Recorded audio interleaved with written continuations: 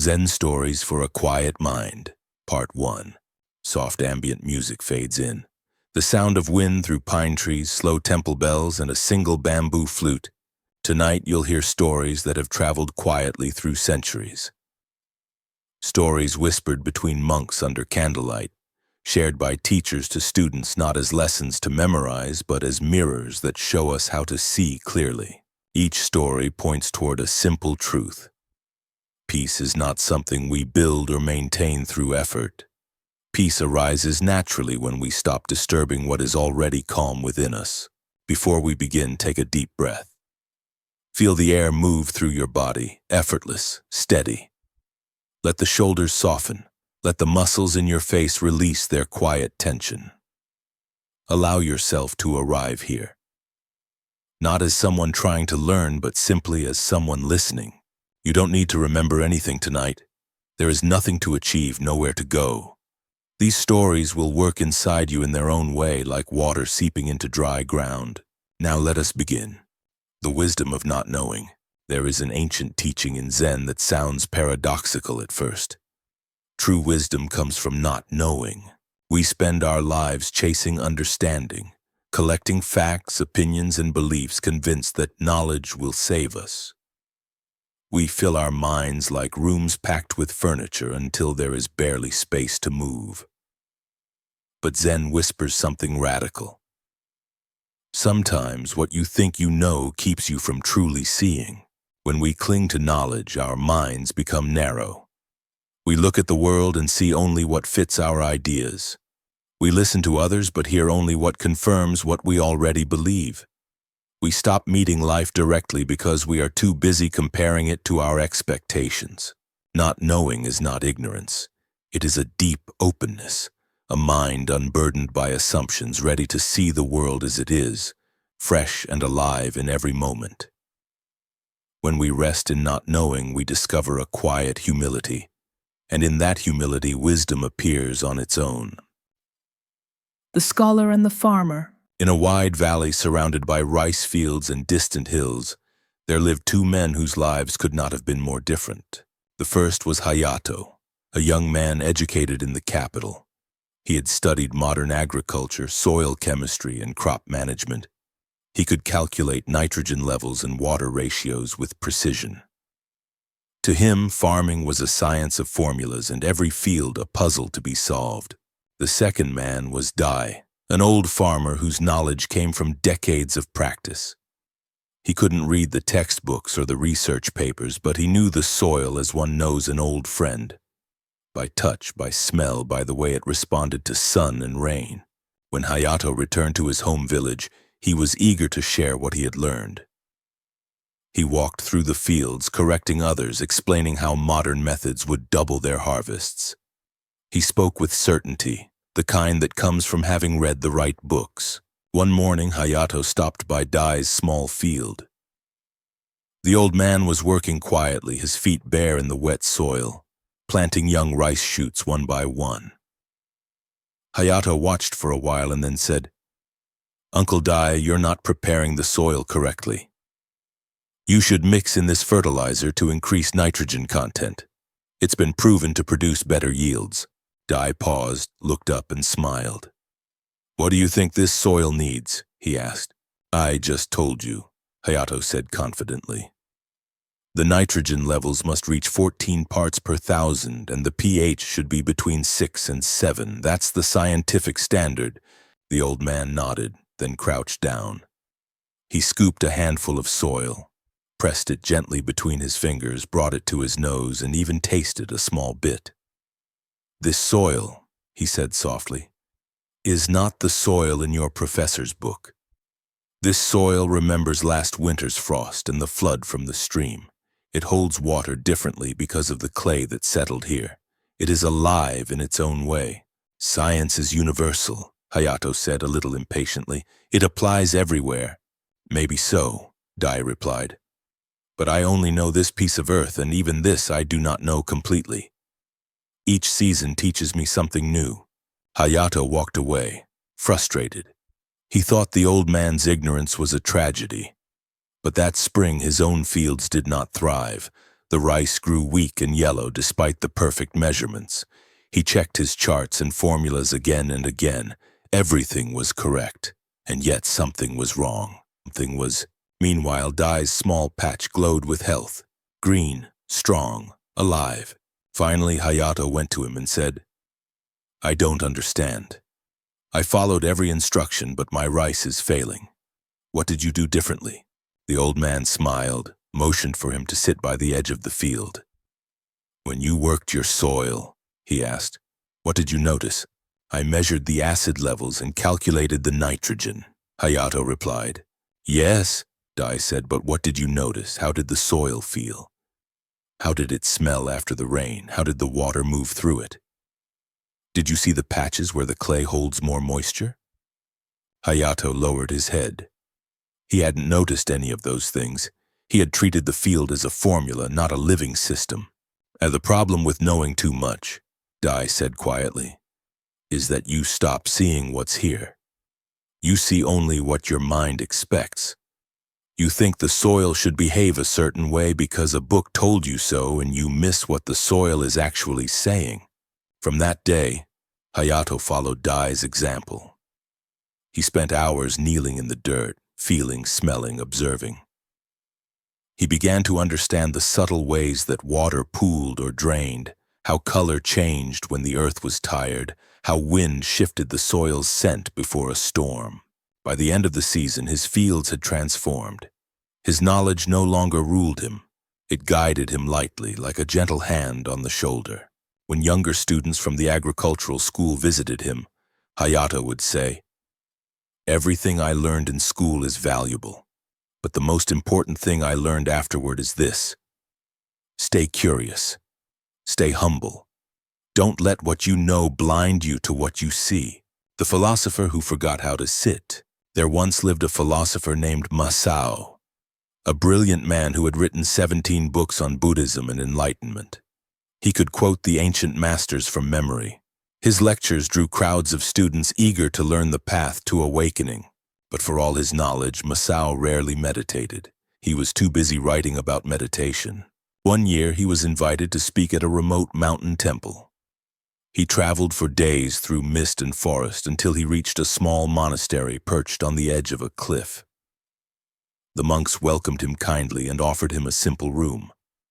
That evening, he gave a lecture, perhaps the finest of his career, about the history of Zen, the stages of practice, and the philosophy of awareness. The monks listened politely. When he finished, the old abbot said, "Tomorrow morning, please join us for meditation before you leave." Masao agreed. After all, what harm could a little sitting do? Before dawn, a bell rang through the dark hallways. Masao followed the sound into the meditation hall where 20 monks already sat in perfect stillness. He settled onto a cushion, closed his eyes, and tried to remember all the correct techniques. Spine straight, breathing steady, eyes half open, half. Within minutes, his legs began to ache. His mind jumped from thought to thought. The lecture he had given, the next book he wanted to write, the discomfort in his knees, the sound of wind outside. He tried to apply everything he knew about mindfulness, but the harder he tried, the more restless he became. By the time the meditation ended, he was sweating with frustration. The abbot approached quietly. "How was your meditation?" he asked. Masao sighed. "It was terrible. I know all the theories, but my mind would not settle. I realize now I don't actually know how to meditate at all." The abbot smiled. "Good," he said. Masao looked up, surprised. "Good? I failed completely." "You discovered something true," the abbot said. "You discovered that knowing about a thing is not the same as knowing the thing itself. You can describe water endlessly, its chemistry, its temperature, its clarity. But you still know nothing until you drink it." Masao stared at the floor. All his elegant theories suddenly felt hollow. The abbot continued. "Your books are fine. They help people understand concepts. But Buddhism is not about concepts. It is about direct experience. It's like writing maps of a country you've never walked through." Masao stayed silent for a long time. Finally, he whispered, "Or then what should I do?" The abbot said, Stay here, stop studying, just sit, just breathe.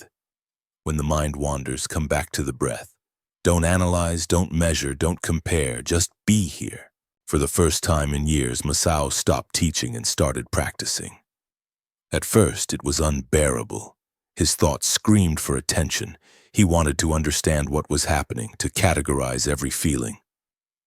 But slowly, he learned to let go. He learned that the breath didn't need explanation, only attention. Weeks passed. One morning, while sitting, Masao felt something shift.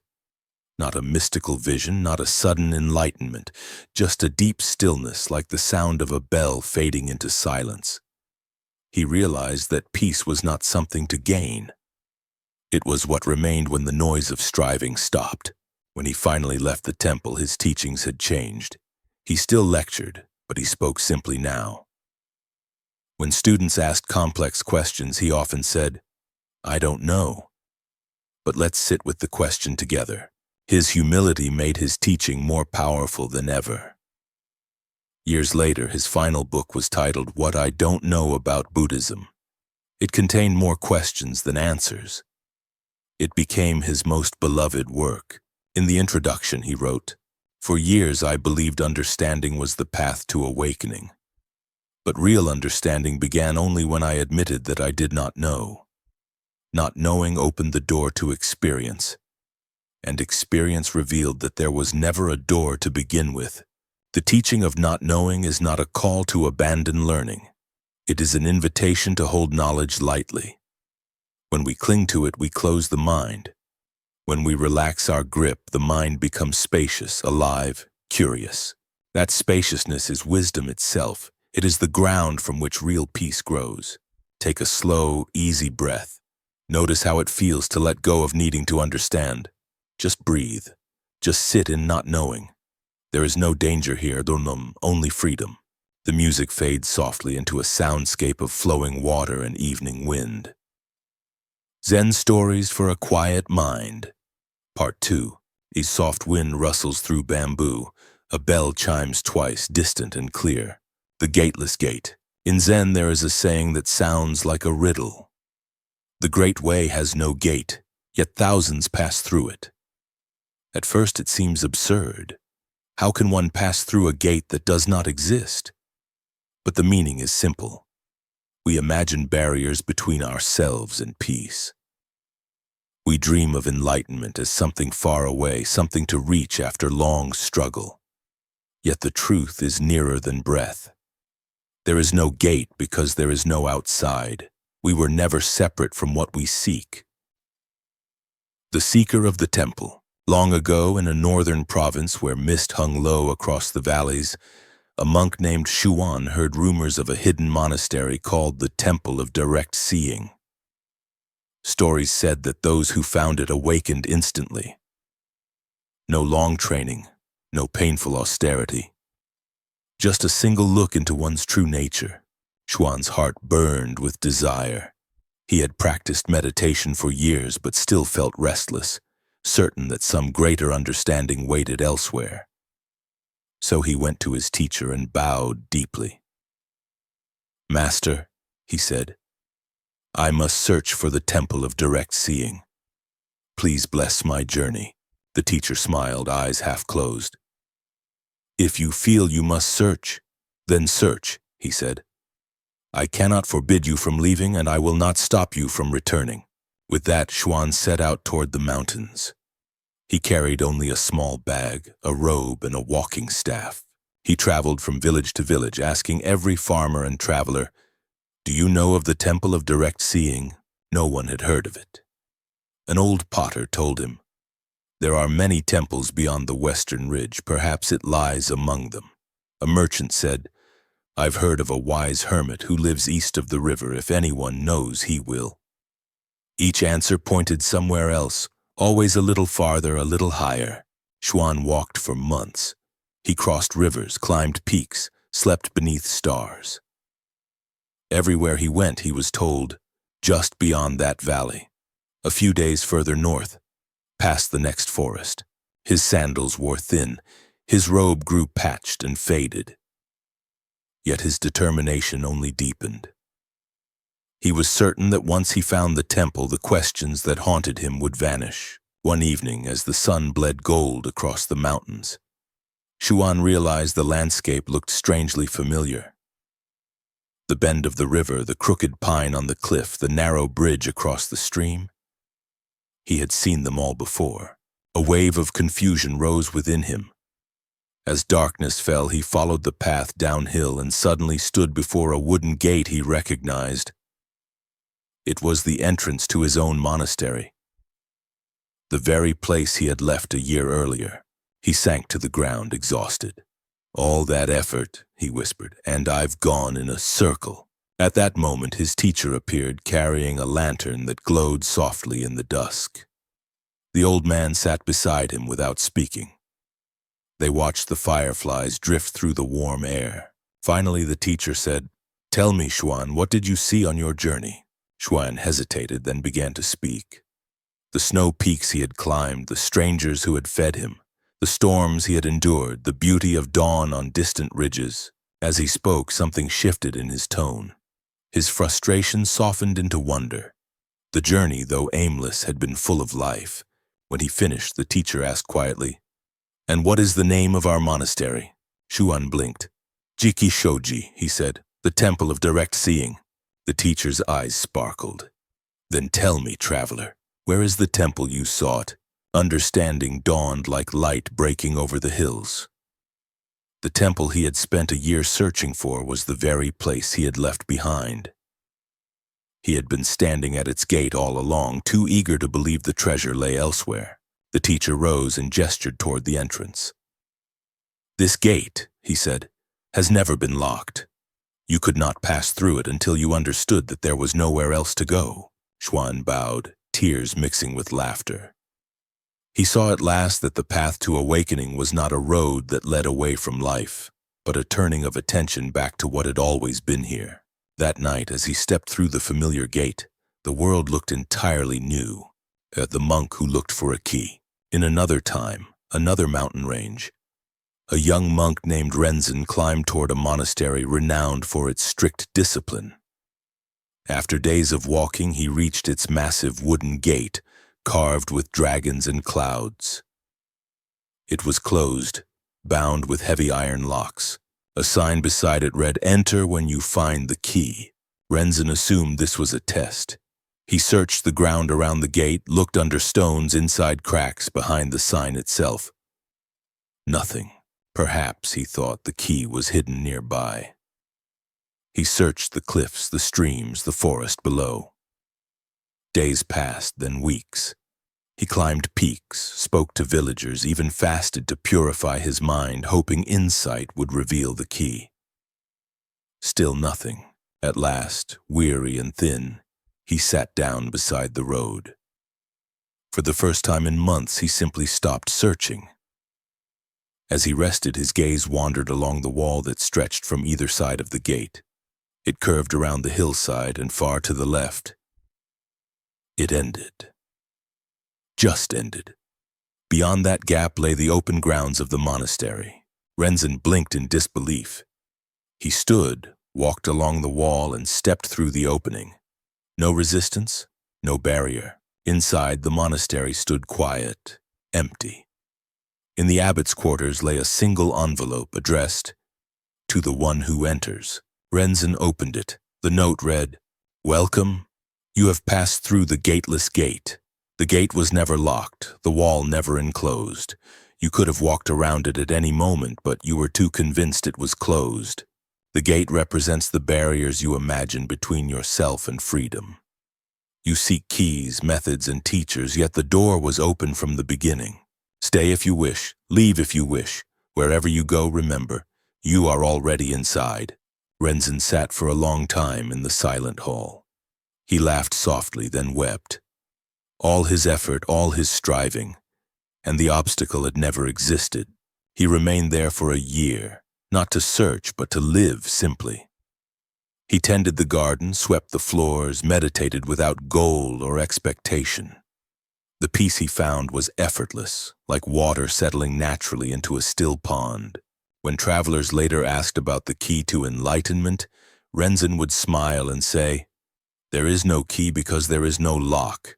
The gate you are trying to open is only an idea, reflection, the gate that never was. These two stories, Xuan and Renzin, are mirrors of the same insight. We spend years searching for a doorway into peace, yet every step of the search happens within peace itself. The more we chase it, the farther away it seems. Only when we pause, exhausted from seeking, does the truth reveal itself. We were never outside. Think of how often we do this in our own lives. We imagine happiness in the next promotion, the next relationship, the next achievement. We say, when this is solved, then I'll rest. But peace keeps moving out of reach because we mistake becoming for being. The Gateless Gate reminds us, you do not need to reach the destination. You need only to notice that you're already home.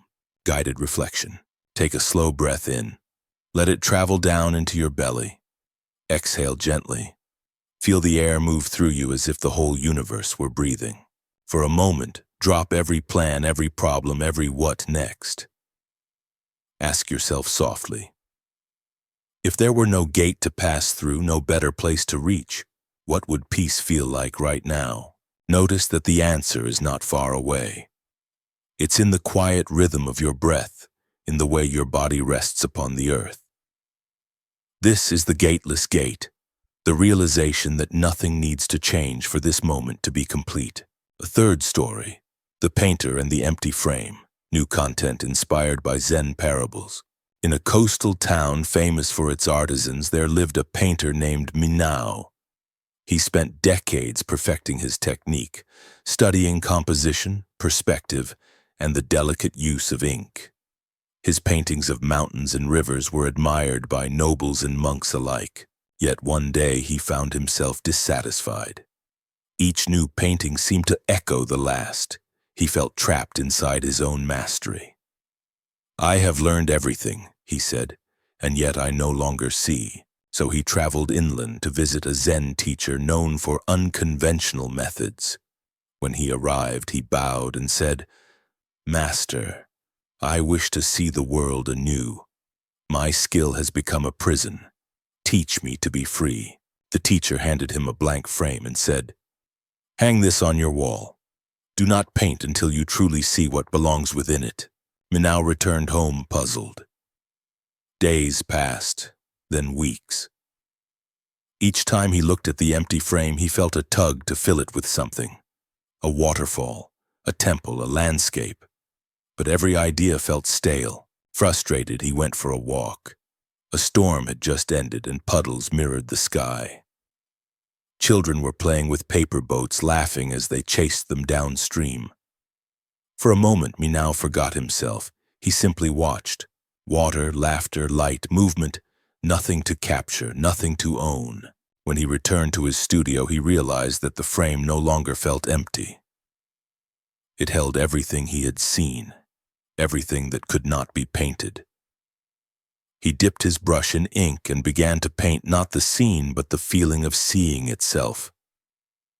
Open, clear, alive. When the Zen teacher later visited, he looked at the painting and smiled. You finally saw beyond the frame, he said. The frame was never empty. It was your mind that was full. Closing reflection for part 2. The Gateless Gate is not only a doorway, it is also a mirror reflecting the mind that believes it is locked out. When we see through that illusion, even our ordinary moments shimmer with quiet wonder. Every task, washing dishes, answering emails, walking through a noisy street, becomes a field of practice. You don't have to force calm. You simply stop insisting that calm must be elsewhere. Take another slow breath. Feel it move through the body that has carried you through this day. Notice how the breath does not need your permission. It just happens. Freely, naturally, perfectly. That is the way. Effortless, ever-present, without gate or key. Music swells softly. A flute echoes against the hum of cicadas. Zen stories for a quiet mind. Part 3. Our soft shakuhachi flute and gentle rustle of leaves, the sound of morning birds fading in. Beginner's mind, seeing everything for the first time. There is a saying often quoted in Zen. In the beginner's mind, there are many possibilities. In the expert's mind, there are few. At first, it sounds strange. Why should ignorance contain more potential than knowledge? But the truth is that expertise often brings blindness. When we think we already know how something works, we stop really looking at it. We stop being surprised. Beginner's mind is not naive. It is fresh. It is curiosity without conclusion. A mind that meets each moment as though it had never existed before. It doesn't mean we forget our experience. It means we don't let our experience harden into certainty. The master archer. In a province known for its warriors, there lived an archer named Takashi. He was considered the finest in the land. For 30 years he had practiced his craft until his form was flawless. He could hit a target so distant that other archers could barely see it. Students came from all directions to learn from him, but recently something had changed. Each time he stood before the target, his thoughts multiplied. Am I standing correctly? Is my elbow at the perfect angle? Is my breath timed exactly with the release? What had once been a fluid, effortless art had become mechanical, full of tension. The more he tried to be perfect, the worse his aim became. He would adjust his stance again and again, chasing an elusive memory of ease that would not return. One afternoon, he walked down to a nearby river to clear his mind. There he saw children playing, skipping stones across the surface. Their laughter floated through the warm air. One small boy, no older than 7, was especially skilled. Each throw sent the stone dancing across the water 5, 6, even 7 times before it sank. Takashi watched, fascinated. The boy did not measure or plan. He picked up a stone, glanced at the water, and threw. Sometimes the stone sank immediately. He laughed, picked up another, and threw again, free, spontaneous, joyful. Finally, the boy looked at Takashi and smiled. "Do you want to try?" he asked. Takashi nodded and took a stone, but as soon as he held it, his old habits returned. What is the correct angle? How much force? How much spin? He analyzed every variable. The boy giggled. "You think too much," he said. "Just throw it." Takashi hesitated. Then suddenly he obeyed. The stone skipped 3 times before sinking. The boy clapped. "See? Easy." Something loosened inside Takashi. He threw again and again. Soon he was laughing like the children. When they left, he remained by the water until sunset. The river glowed orange. The surface rippled gently. He realized that the boy's throw was the same as the perfect shot. Not calculated, but known through the body. The boy's secret was beginner's mind. No pressure, no perfection, just presence. The next morning, Takashi went to his training field before dawn. He looked at his bow and arrows as though seeing them for the first time. He took a deep breath, felt the weight of the bow, the tension of the string, the quiet space between inhale and release. When he let the arrow fly, he did not try to hit the center. He simply shot. The arrow struck true. From that day forward, Takashi taught his students 2 lessons. Learn everything, then forget everything. When your knowledge no longer separates you from what you are doing, you have entered the beginner's mind. The gardener's storm. At the edge of an estate lived a gardener named Hideo. He was famous for his impeccable design, every stone and tree placed according to precise classical rules. Visitors admired his garden's perfection, the way paths curved in measured harmony, the way moss grew exactly where it was meant to. But one autumn night a storm swept through the region. The rain was heavy, the wind wild. When Hideo returned the next morning, he was horrified. A branch from the ancient pine had broken and fallen across the main path. Rocks had shifted, shrubs were bent, the careful symmetry was gone. At first, he planned to restore everything exactly as it had been. But when he walked through the damage, he stopped. The fallen branch cast an elegant shadow. The displaced stones created a new rhythm, rough but somehow more alive. The garden felt different, freer, wilder, truer. For the first time in years, Hideo felt wonder instead of control. He left much of the storm's changes as they were. He began collaborating with the garden instead of imposing his designs upon it. When moss grew unexpectedly on a rock, he let it stay. When a vine wandered across a path, he watched it for a season before deciding if it should be trimmed. Visitors noticed a difference. The garden no longer looked like a painting of perfection, it felt like a living thing. People lingered longer, breathing slower, as if they could feel the life pulsing through the stones. When other gardeners criticized him for breaking tradition, Hideo smiled and said, "The rules were meant to show us beauty, but when the rules become the goal, beauty disappears. I no longer ask if a garden is perfect. I ask if it is alive."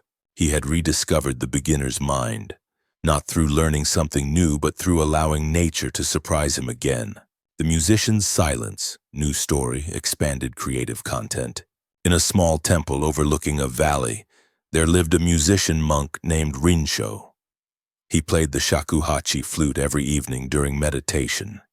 His melodies were so pure that travelers would stop outside the temple walls to listen.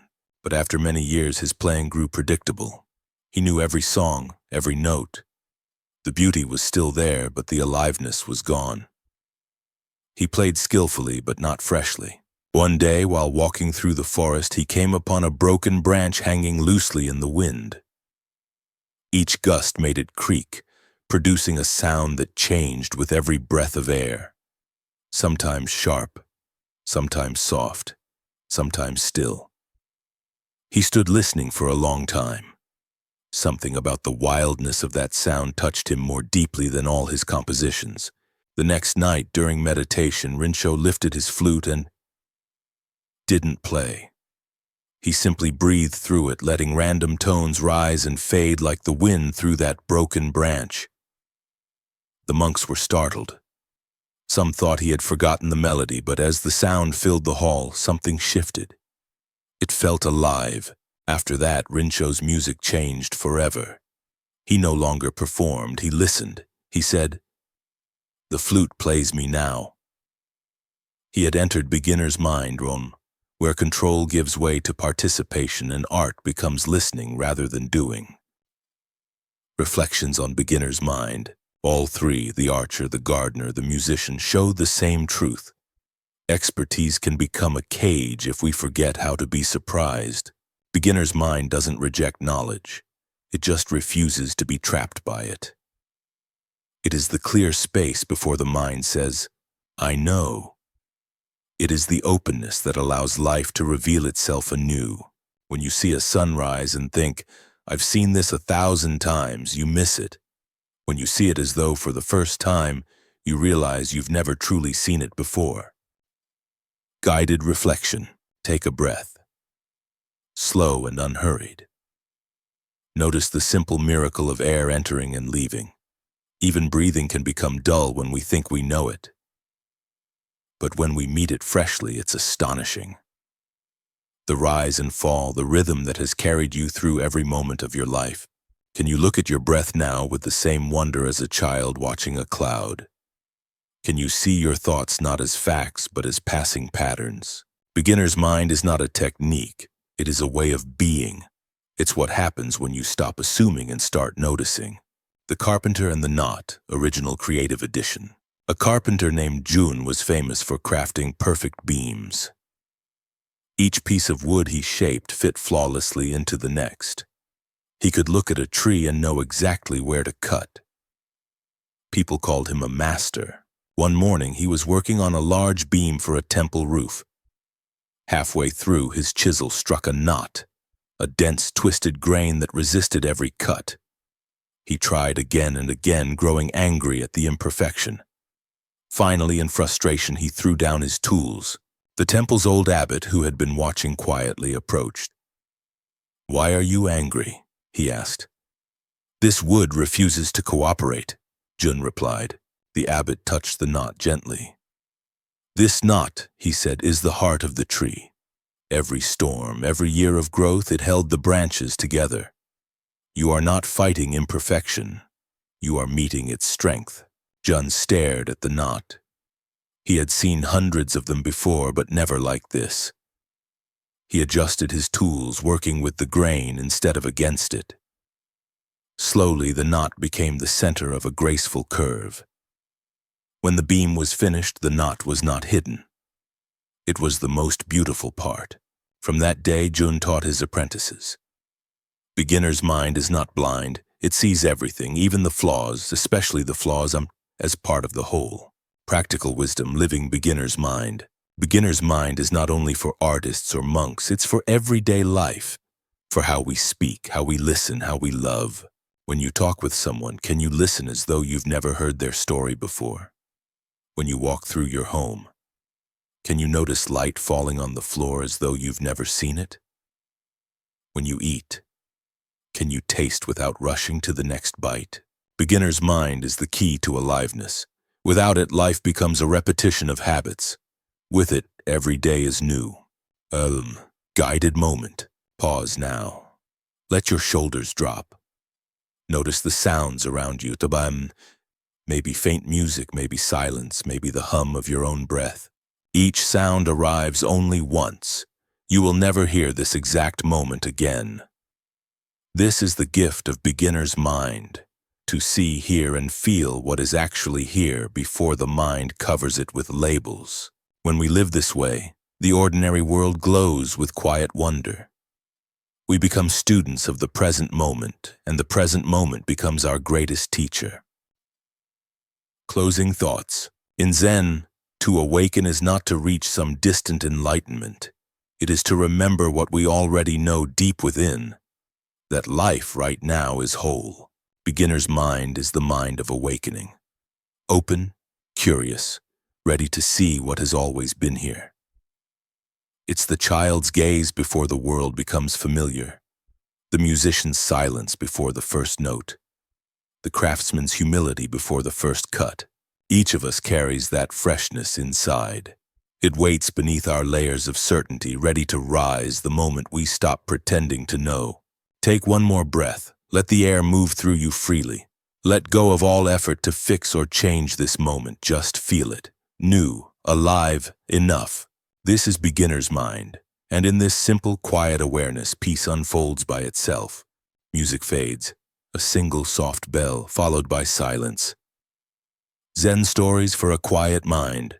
Part 4. The sound of distant wind and a slow temple drum. A calm male voice begins, steady and soft. Form and emptiness. The nature of change. There is a line from one of Buddhism's most mysterious texts, the Heart Sutra. Form is emptiness, emptiness is form. It sounds like a riddle. How can something exist and not exist at the same time? But this paradox points to a truth we live with every day. Nothing in the universe exists in isolation, and nothing remains the same. Everything we see, touch, or love is a momentary arrangement of elements. A dance of water, air, time, and space. When the dance changes, the form changes too. Nothing is lost. It only becomes something else. When we see this clearly, we stop clinging to life as though it could stay still. We stop fearing change because we understand that change is the nature of everything. And therefore, peace is found not in holding on, but in flowing with what is. The Merchant's Caravan. There was once a merchant named Yoshida who had spent 20 years building the perfect caravan.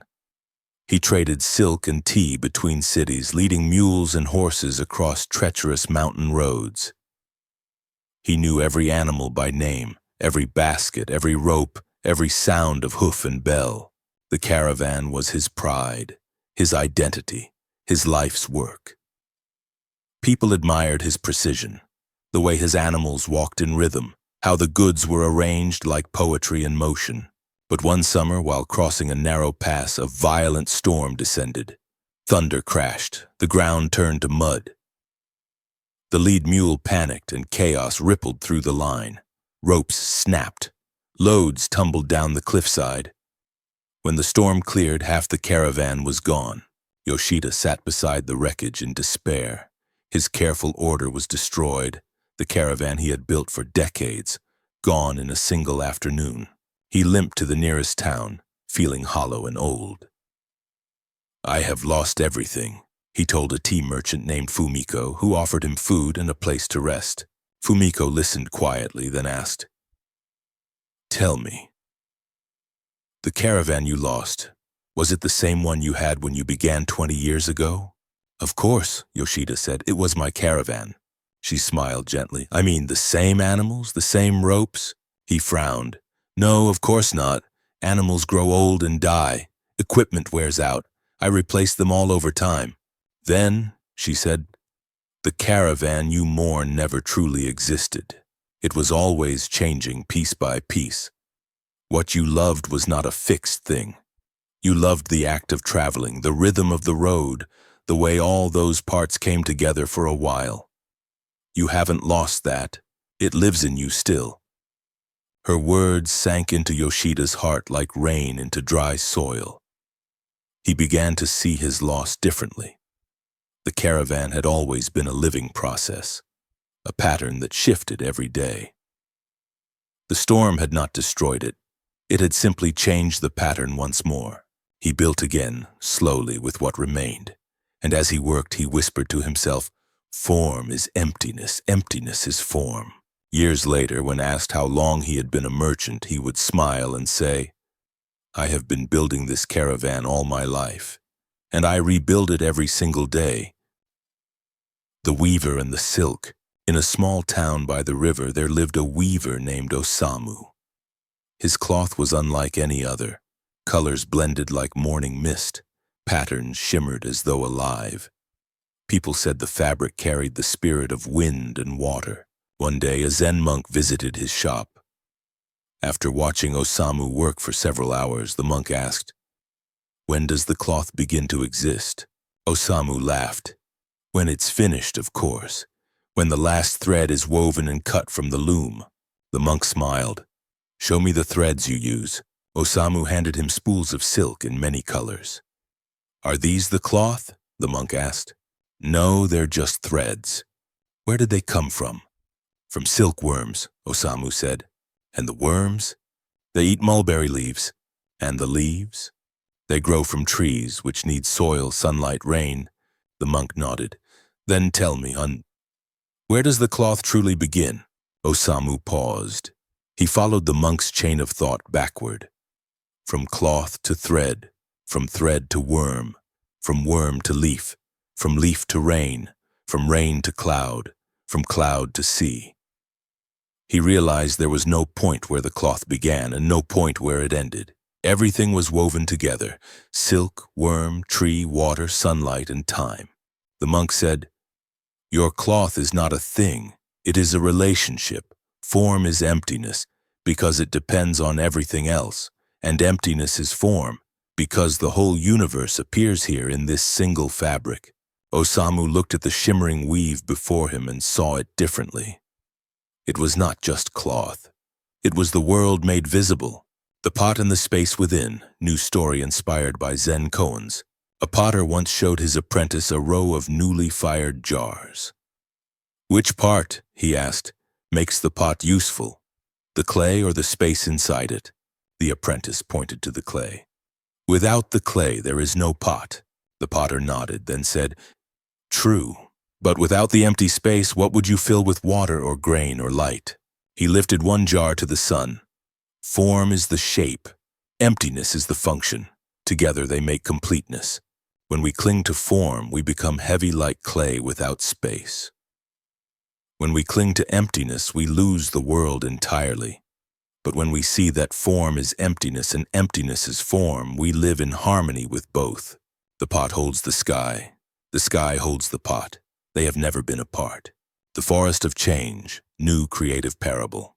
In a deep valley, a traveler came upon a forest unlike any other. Each tree was a different age, some just sprouting, others ancient and hollow. He noticed that fallen trunks nourished the soil, feeding new shoots that grew from their remains. A hermit sitting nearby said, "This forest is a perfect teacher. Here nothing dies, everything transforms. Every leaf that falls becomes part of the next generation's root." The traveler asked, "Doesn't it make you sad to see the great trees fall?" The hermit smiled. "If they did not fall, the young could never reach the sun. And if the young never grew, the old would never return to earth. Form becomes emptiness. Emptiness becomes form. This is how the forest breathes." The traveler stayed for a long time, watching the slow rhythm of life and decay. He realized that peace was not stillness. It was participation in the cycle of change. Reflections on form and emptiness. Form and emptiness are not opposites. They are two names for the same movement of reality. Everything you love is impermanent, but impermanence does not mean loss. It means life. The flower fades so that the fruit can ripen. The wave collapses so that the ocean remains. You are not separate from this pattern. Your body too is a caravan. Cells dying and being born, air flowing in and out, thoughts rising and fading like clouds. To see this clearly is to stop fighting time and begin dancing with it. Guided reflection. Take a slow, deep breath. Feel it enter your body. Notice how it changes everything for a moment, then leaves quietly. That's impermanence in miniature. The endless exchange between you and the world. Now consider this. The breath you just took contains molecules from ancient trees, from oceans, from people long gone. You are literally breathing the world in and giving yourself back with every exhale. Form and emptiness, in and out, self and world. Not two, just one endless motion. As you rest in this awareness, see if you can feel gratitude for the temporary nature of things. Without impermanence, nothing could ever arrive. Without change, there would be no music, only one eternal note. The lantern in the night, creative expansion. A monk once carried a lantern as he walked through a dark forest. When another traveler saw the light, he asked, "Why do you carry that? You can't illuminate the whole path." The monk replied, "I don't need to light the whole path, say, only the next step. This is the essence of emptiness. You cannot see the entire journey and you don't need to. Each step gives rise to the next. Each breath renews itself. When we try to grasp everything at once, we stumble. When we allow each moment to be complete, the way unfolds naturally beneath our feet. Form, this step. Emptiness, the space into which the next one appears. Together they create movement. Together they are life. Living the teaching. To live with awareness of form and emptiness is not to withdraw from the world. It is to love it fully, knowing it cannot last. Drink your tea while it's warm. Listen to your loved ones while they are near. Feel your own heartbeat. Temporary, yes, but precious because of that. When we understand this, we stop clinging to permanence. We hold life like water in open hands, knowing it will slip through but savoring its cool touch while it's here. Closing meditation for part 4. Let's end this part with a quiet reflection. Close your eyes if you wish. Feel the rise and fall of your breath. Notice how each inhale appears out of nowhere and how each exhale dissolves into silence. Neither can exist without the other. This is the rhythm of the universe playing through your own body. Form and emptiness dancing as one. You are not separate from this dance. You are its expression. You are the wave that knows itself as ocean. Soft chime.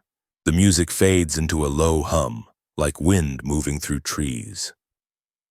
Zen Stories for a Quiet Mind. Part 5. Soft temple bell. A slow, steady drumbeat fades under the narrator's voice. Ordinary mind. The sacred in daily life. There is a Zen saying that confuses many beginners. Ordinary mind is the way.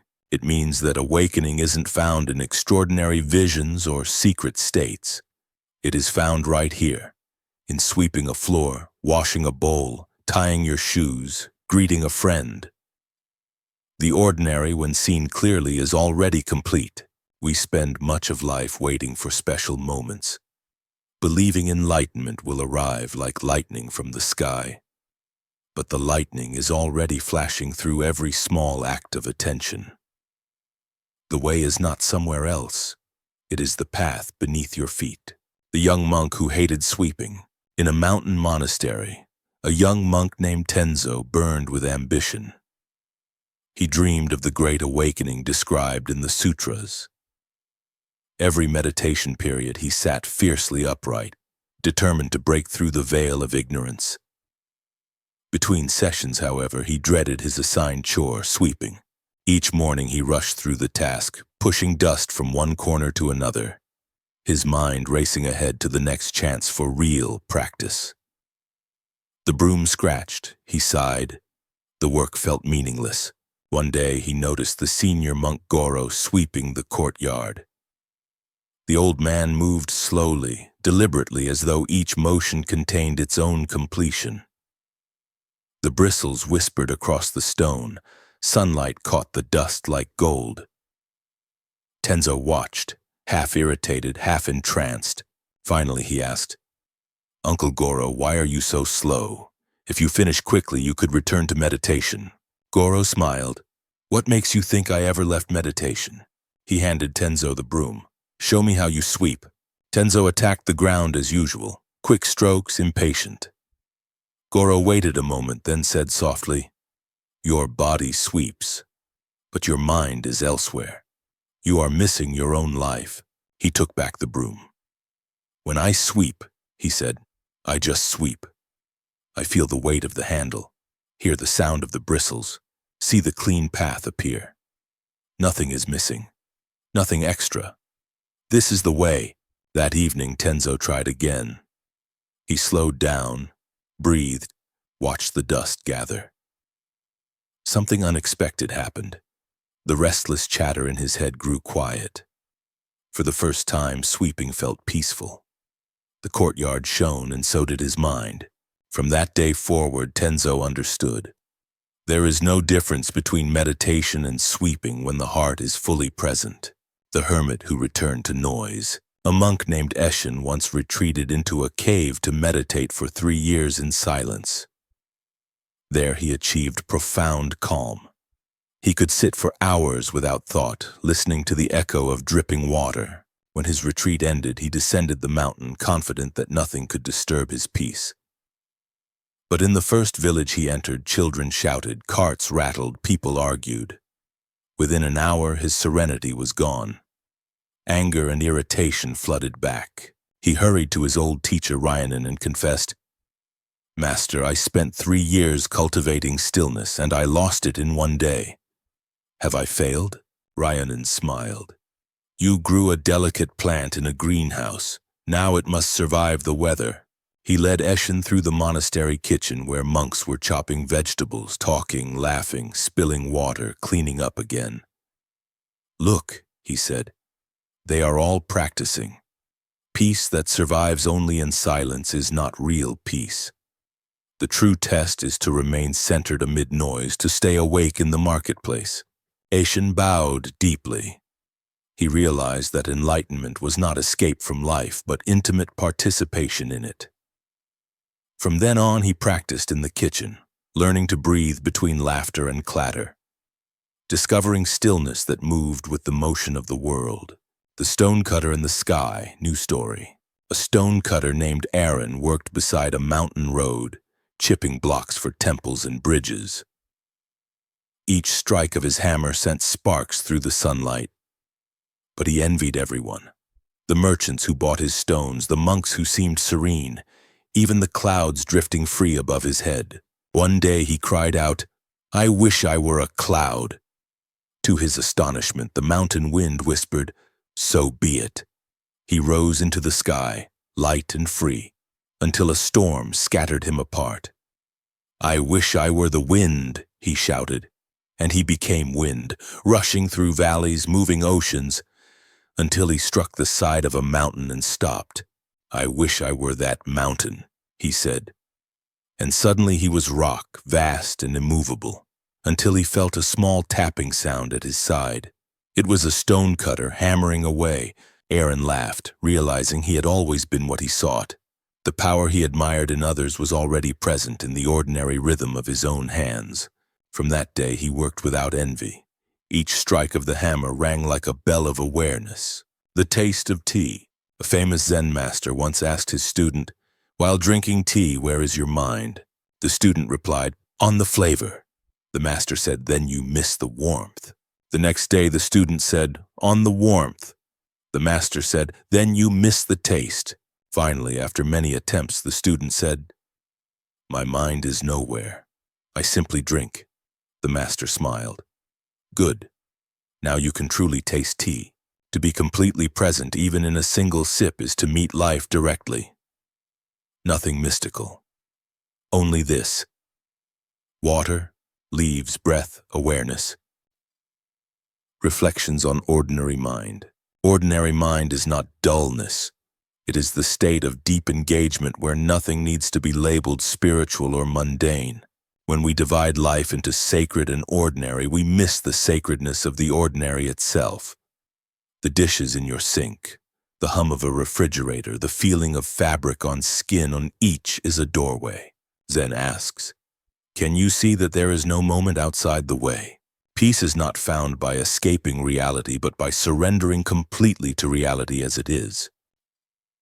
Guided reflection. Pause for a moment. Let your breath fall into its natural rhythm. Notice your surroundings, shadows, sounds, temperature. Everything here is participating in awareness. You don't need to close your eyes or block out the world. This, exactly this, is practice. The tick of a clock, the beating of your heart, the faint sound beyond the window. All of it is the pulse of the present. Breathe with it. Nothing to fix, nothing to improve, just the simplicity of being alive. The Farmer and the Neighbor, expanded original story variant. Two farmers lived side by side, Junichi and Tomio. Junichi's field stretched wide. Tomio's plot was small.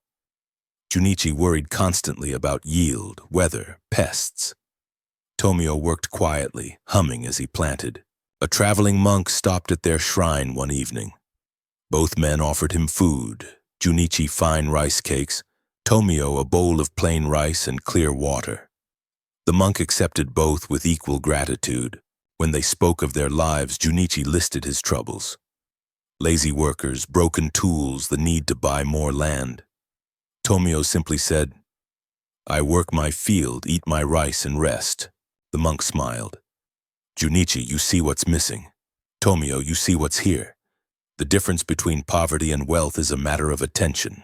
That night, Junichi walked his land differently. He noticed how the moonlight shone on the paddies, how the frogs sang. For the first time, he felt rich.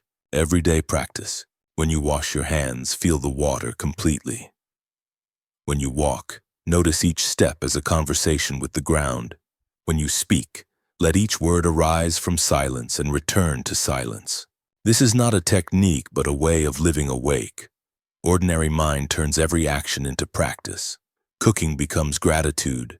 Cleaning becomes clarity. Rest becomes realization. If you wait for a perfect moment to be spiritual, you'll wait forever.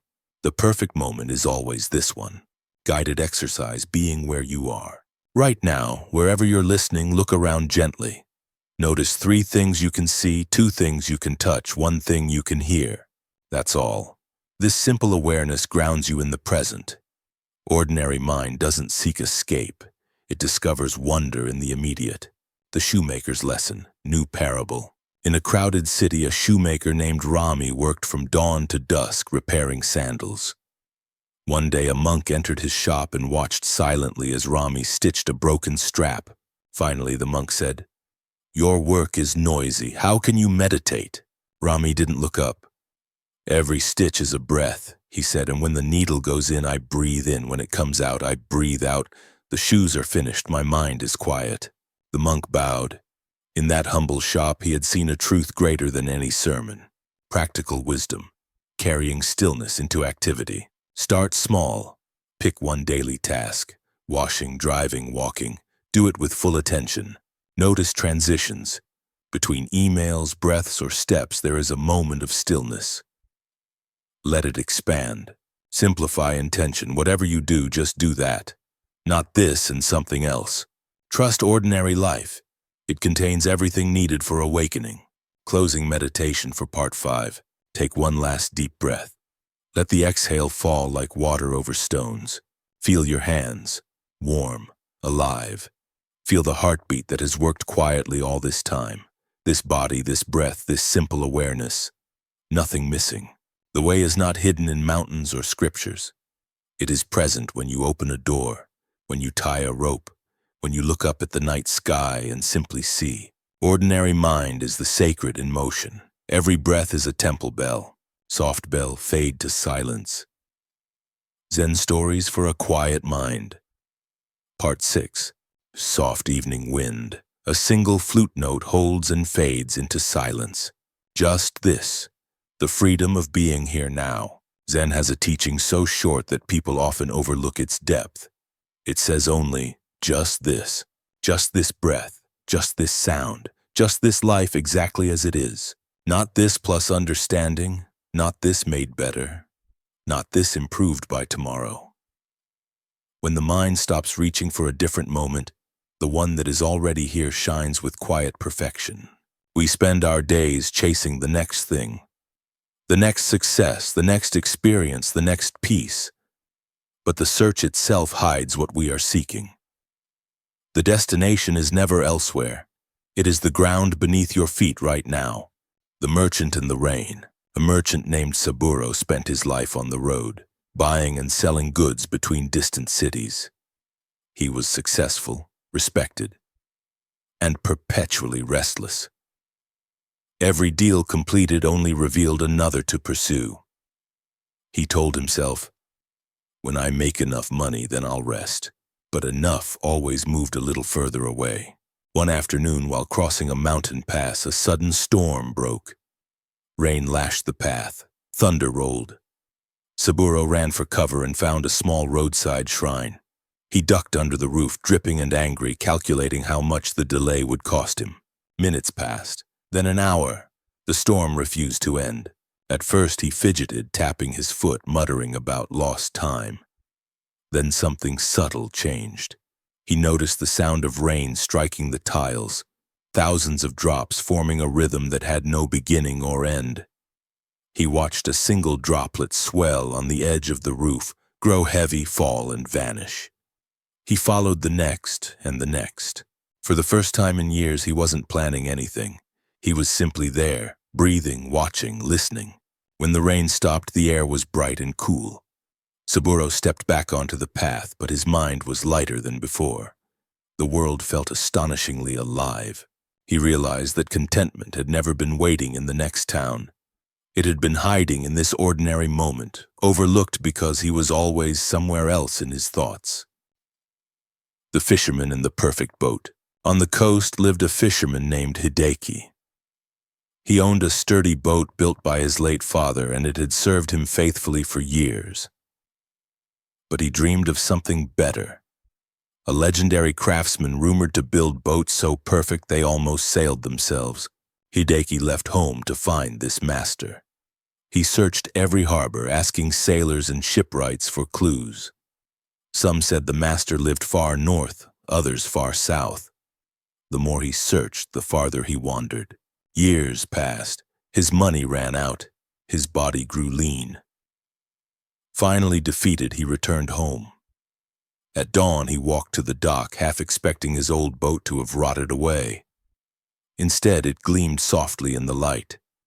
He ran his hands along the wood his father had shaped, noticed the fine grain, the balance of hull and mast. Every line was both familiar and new. He laughed aloud. The perfect boat he had been chasing was the one waiting for him all along. It had always been enough. He had simply not seen it. From that day forward, he sailed with gratitude instead of hunger. When young fishermen envied newer boats, he told them, "Perfection is not out there. It's right here when you stop comparing." The Traveler and the Mirror Lake. New story. A weary traveler came upon a lake so still that mountains and clouds reflected in it perfectly. He bent down to drink, and for a moment, seeing his own reflection, he thought another man stared back. He waved, the image waved. He frowned, the image frowned. Irritated, he threw a stone. Ripples shattered the picture, and suddenly he could see the lake again. Not the mirror, but the water. In that instant he understood. The reflection had never been another man. It was his own restlessness disturbing the surface. "Just this," whispered the breeze. "Let the water be water, and you will see yourself clearly." The traveler knelt, smiling, and drank deeply. The world, reflected and real, merged into one. Reflections on just this. When Zen says just this, it doesn't mean complacency. It means intimacy with what already exists. Acceptance is not apathy, it is clarity. To say just this is to stop arguing with reality. It is to recognize that life, in every breath and imperfection, is not waiting to begin later. It has already begun, and you are inside it. Every if only dissolves in that understanding. If only I had more time, more love, more peace. No, there is only this. And in this, everything is contained. Guided reflection. Take a slow breath. Feel it enter. Pause. Leave. Ask quietly, what is lacking in this single breath? The mind might answer something more, but look deeper. Is the air incomplete? Is awareness half-formed? Is the beating of your heart anything less than miraculous? Now let the question drop away. Sit with just this, not a concept, not a goal, an experience happening now. The painter who could not finish. New creative addition. In a mountain village, a painter named Kanai worked for 10 years on a single landscape scroll. Each season she added new details, trees, mist, birds, but every time she neared completion she found another flaw and began again. Her friends teased her. "You'll die before this painting is done." One morning she climbed a nearby hill and watched the valley awakening in fog. For the first time she realized the scene was never the same twice. The mountain changed with light. The air changed with wind. There was no final version to capture. She returned home, unrolled her scroll, and painted a single brushstroke of open sky. Then she stopped. When visitors later asked why the painting ended abruptly, she said, "Because the valley never ends. Just this moment. That is enough." The man who stopped mid-step knew Mini Koan. A man once asked a Zen master, "What is enlightenment?" The master said, "Walking." "And after enlightenment?" "Still walking." The man frowned. "Then what changes?" The master smiled. "Nothing, except now you notice your feet. Every day just this. When you eat, just eat. Taste, chew, swallow, feel the warmth. When you listen, just listen. Let sound arrive without needing to judge it. When you rest, just rest. No requirement to improve the moment. Life becomes infinitely deep when we stop trying to make it different. The miracle is not in what happens next. It is in the fact that anything is happening at all. The old monk and the stars. An old monk sat outside each night watching the stars while younger monks studied scriptures. One asked, "Master, why don't you read?" The old man laughed. "I do. The universe writes new characters every evening. This one is called Just This." He pointed upward. "Do you see? No beginning, no end, only infinite now." Guided moment of presence. Pause. Notice the breath moving in your body. Notice sound, temperature, gravity. This is your life. Not later, not elsewhere. The mind will try to wander. That's all right. Each time you notice it, gently return to just this. This noticing itself is awareness waking up. No effort required, only attention. Practical wisdom, living just this. Stop between tasks. Before opening a door or sending a message, take one conscious breath. Let the next action arise naturally. Simplify your language. When the mind says too much, reply softly, "Just this." When it says not enough, reply, "Just this." Trust ordinary time. The present is not a doorway to something better. It is the treasure itself. Closing story. The two neighbors revisited. Years after the monk's visit, the wealthy farmer Junichi continued to practice gratitude. He still worked hard, but each morning he began by standing quietly at the edge of his field, watching the light move across the rice. His poor neighbor Tomio still tilled his small plot alone. One evening, Junichi said, "I used to think peace came from more land.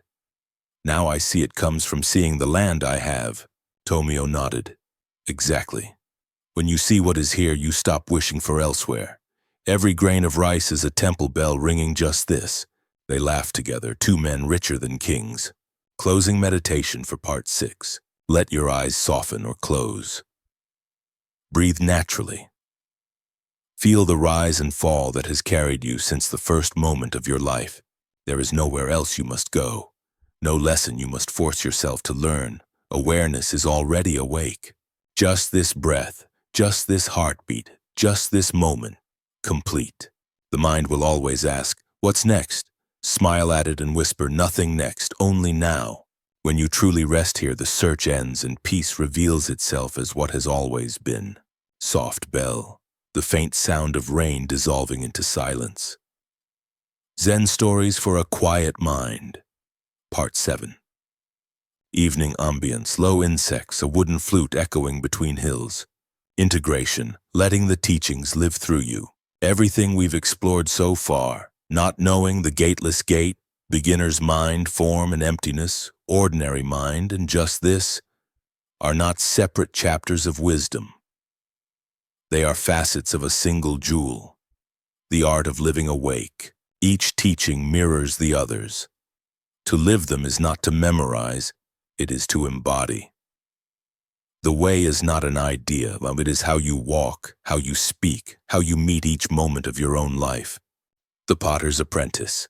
There was once a potter who made vessels so thin and strong that they were said to ring like bells when struck. One day an apprentice asked, "Master, what is the secret to your art?" The potter smiled and said, "I do not make the pot, the wheel does. I only center the clay." As the apprentice practiced, he realized that every lesson of Zen was contained in this one act. If the clay was off-center, the shape wobbled. If he tried to force it, it collapsed. Only when he was steady and relaxed at once did the pot form naturally beneath his hands. One evening, the master placed a lump of clay before him and said, "Show me what you have learned." The apprentice hesitated, then closed his eyes, breathed, and began to turn the wheel. The form rose, effortless. The master nodded. "Now you understand. Practice is not something you do to life. It is how life shapes itself through you." Carrying the mountain, a monk and a nun were returning from the market when they came to a river in flood. A young woman stood at the edge, afraid to cross. Without hesitation, the monk lifted her and carried her over. The nun followed silently. Hours later, she said sharply, "Brother, we monks must avoid touching women. Why did you break your vow?" The monk replied gently, "Sister, I set her down hours ago. Why are you still carrying her?" This is integration, the ability to release what has already passed, to live without dragging the past into every moment. Freedom is not absence of responsibility. It is the lightness that comes from letting each event end when it ends. The King and the Monk, new story.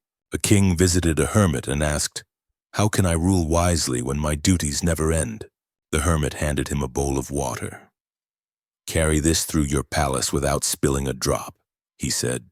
Servants cleared the way as the king walked, eyes fixed on the bowl, breath careful.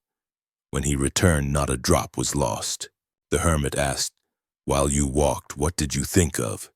"Nothing," said the king, "only the water." "Then you have learned," said the hermit. "Rule your kingdom the same way, one step, one breath, one task. Attention is the crown that never slips." How to bring Zen into modern life. Zen is not bound to temples or robes. It belongs equally to crowded streets, glowing screens, ringing phones. Integration means transforming ordinary routines into expressions of awareness. Begin your day with stillness. Before touching your phone, feel one full breath. Notice light entering the room. During work, pause once each hour. Look up from the task and sense the space around you. When speaking, slow down. Let silence finish your sentences.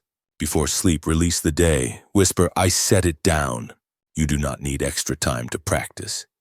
You need only presence in the time you already live. The mirror of relationships. Integration is tested most clearly in our encounters with others. Alone, it's easy to feel peaceful. With people, our edges show. When someone irritates you, remember they are your mirror. The anger or impatience you see is a reflection of your own mind.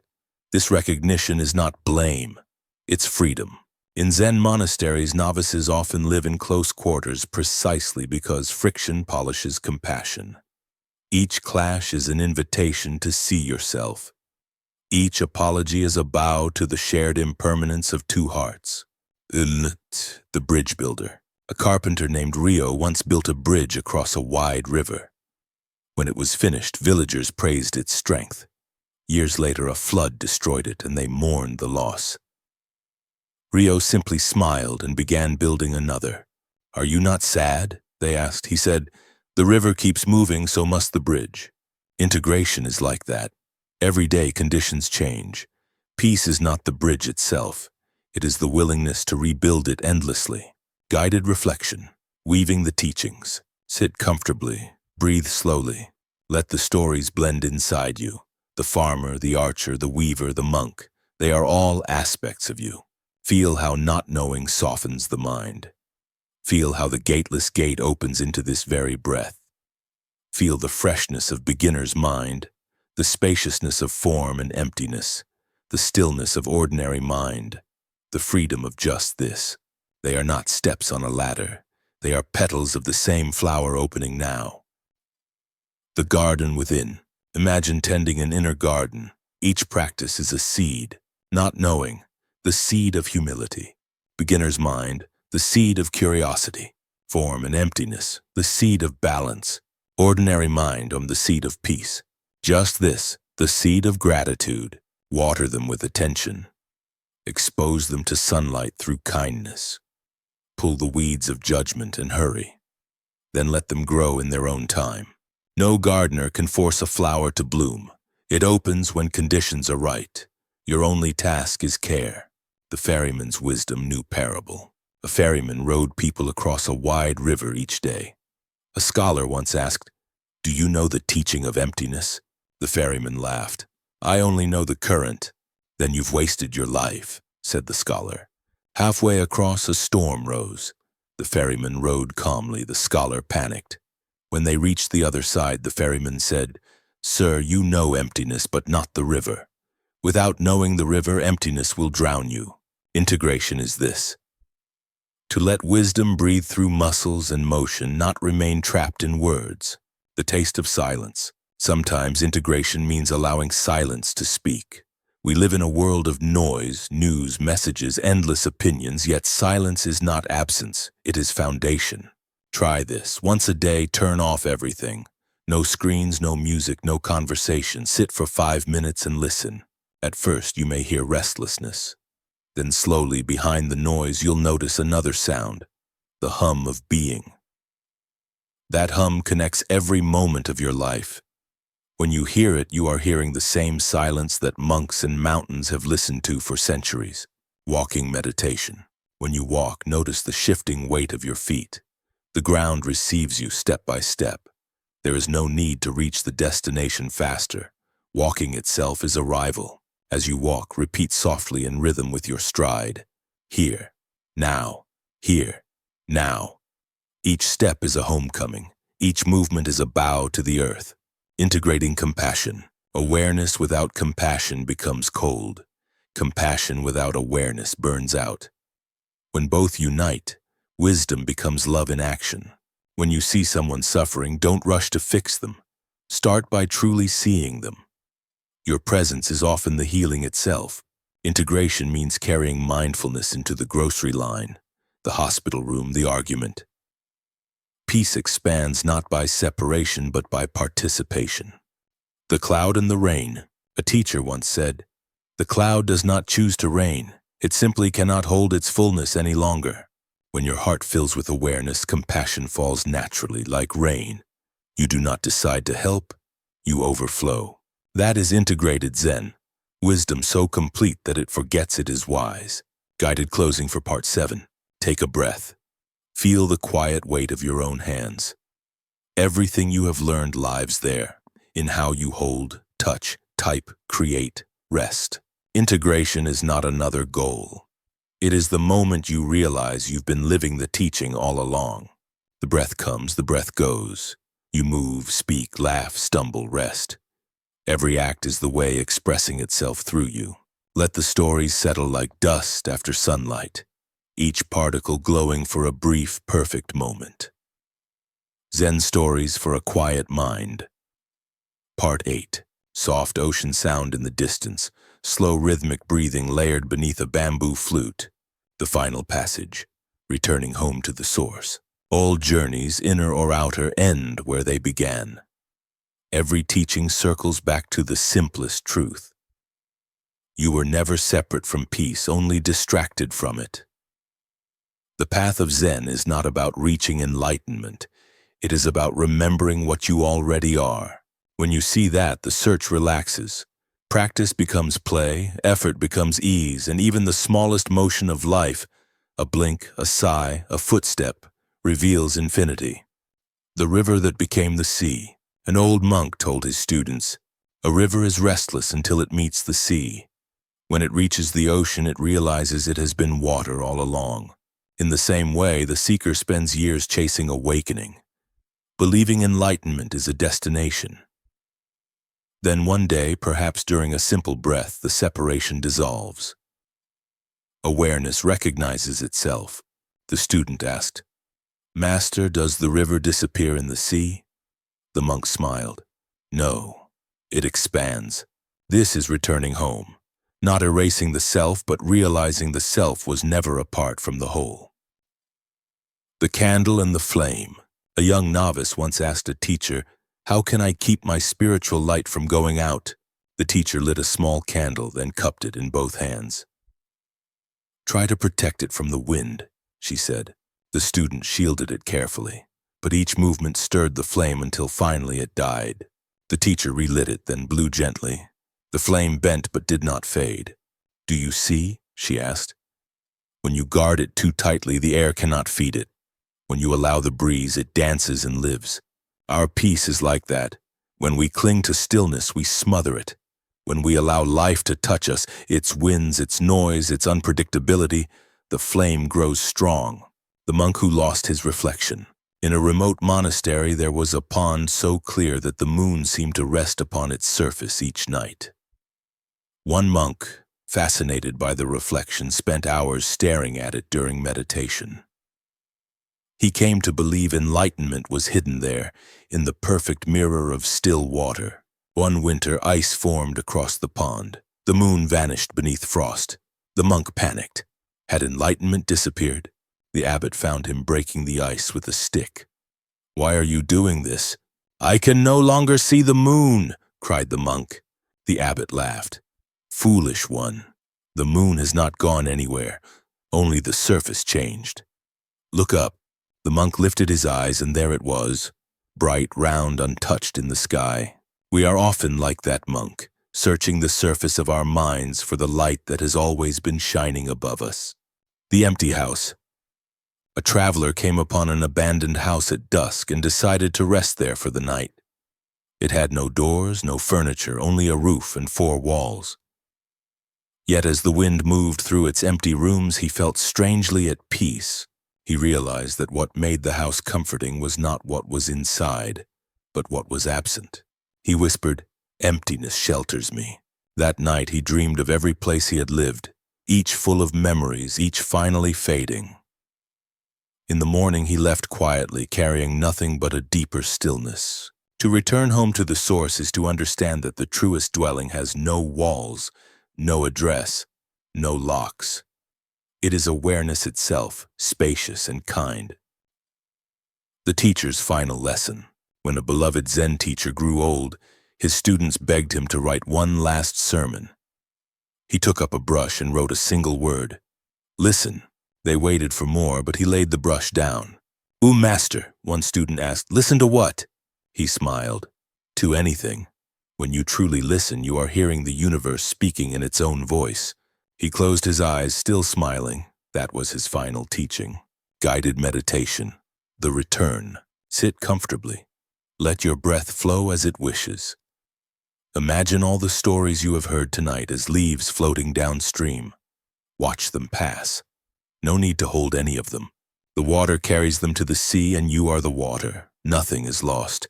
Every lesson merges into one quiet awareness. Feel the body breathing. Feel the world breathing with you. There is no boundary between the two. This is returning home. Not a place, but a recognition. The recognition that you were never away. The sound of the bell. In many monasteries, the day ends with a single bell. The bell doesn't announce completion. It invites awareness to return to stillness. When you hear any sound, a bell, a car, a bird, even a phone, use it as that invitation.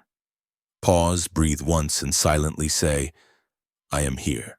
That simple pause transforms the noise of the world into the voice of mindfulness calling you back. Living as the teaching. Now that you have walked through these stories, the question remains, how will you carry them? Zen offers no commandments, only invitations. Walk gently, speak honestly, work wholeheartedly, rest completely. Let each action end before beginning the next. If you forget, begin again. There is no failure. There is only continuation. Each moment is the next opportunity to wake up. The weaver's dream, new creative story. The old weaver Osamu, now near the end of his life, dreamed that the threads of his final cloth stretched across the sky. Each strand was a memory, some bright, some dark. As he watched, the strands shimmered and blended until there was no pattern left, only light. A voice in the dream said, You wove the universe and called it my life. Now rest. The loom was never separate from the sky. He awoke smiling. Outside his window, the dawn was already weaving threads of gold through clouds. He whispered, Just this, and returned to sleep peacefully. Beyond beginning and ending, Zen has no final chapter. Even this story will continue without words. When you close your eyes tonight, you will dream, breathe, awaken, and the practice will unfold itself through the ordinary acts of living. Each time you remember to be present, the teachings renew themselves. Each time you forget, they wait quietly for your return. There is nowhere else to arrive. Here is enough. Final guided reflection. Take a deep breath. Let it fill you completely, then release it slowly. Feel gratitude for the breath, for the body, for the earth supporting you, for every teacher seen and unseen. Now imagine the stories you've heard settling in the soil of your heart. You don't need to analyze them. They will sprout on their own, sending quiet roots into your daily life. When you wake tomorrow, perhaps while making coffee or stepping outside, something will feel different, lighter, quieter. That is the seed beginning to grow. Closing words. Remember, not knowing keeps you open. The gateless gate reminds you that you were never outside. Beginner's mind renews every breath. Form and emptiness show the dance of change. Ordinary mind sanctifies the daily. Just this completes the circle. Together they form one teaching. Be fully alive now. If ever you doubt, look at your hands, your breath, your surroundings, and whisper, I am home. Because you are. Long resonant bell, silence lingers. Zen stories for a quiet mind. Part 9. Soft twilight music. A temple bell fades into the hush of evening wind and distant crickets. Epilogue. The quiet after the story. Every tale has an echo. When the words end, the echo remains. A vibration that continues through the listener's heart. That echo is where the real teaching lives. Zen has always trusted silence more than speech. Teachers talk only long enough to guide you to the doorway of your own understanding. Once you step through, they fall silent because the rest can only be lived. The bowl of water. After a night of stories, a teacher poured a bowl of water for her students. She said, These words are like this bowl. She tipped it slowly until the water touched the rim. Listen too much and the mind floods. Take what you need, drink, and let the rest spill back to the earth. Integration is not memorizing the teachings. It is tasting them until they become your breath, your posture, your small kindnesses. The sound that remains. When a bell stops ringing, does the sound vanish or does it move into stillness? The monks of old said, "The bell does not end, it becomes silence." You too become silence when the noise of striving fades. In that silence, life resounds more clearly than ever before. A night in the garden. After the master's evening talk, the monks returned to their rooms. One novice lingered in the garden gazing at fireflies. He whispered, "All these teachings. How can I remember them all?" From the darkness, the abbot's voice answered, "You need remember only one thing." Look, the novice looked at the glowing insects, at the dew on the grass, at the thin curve of the moon.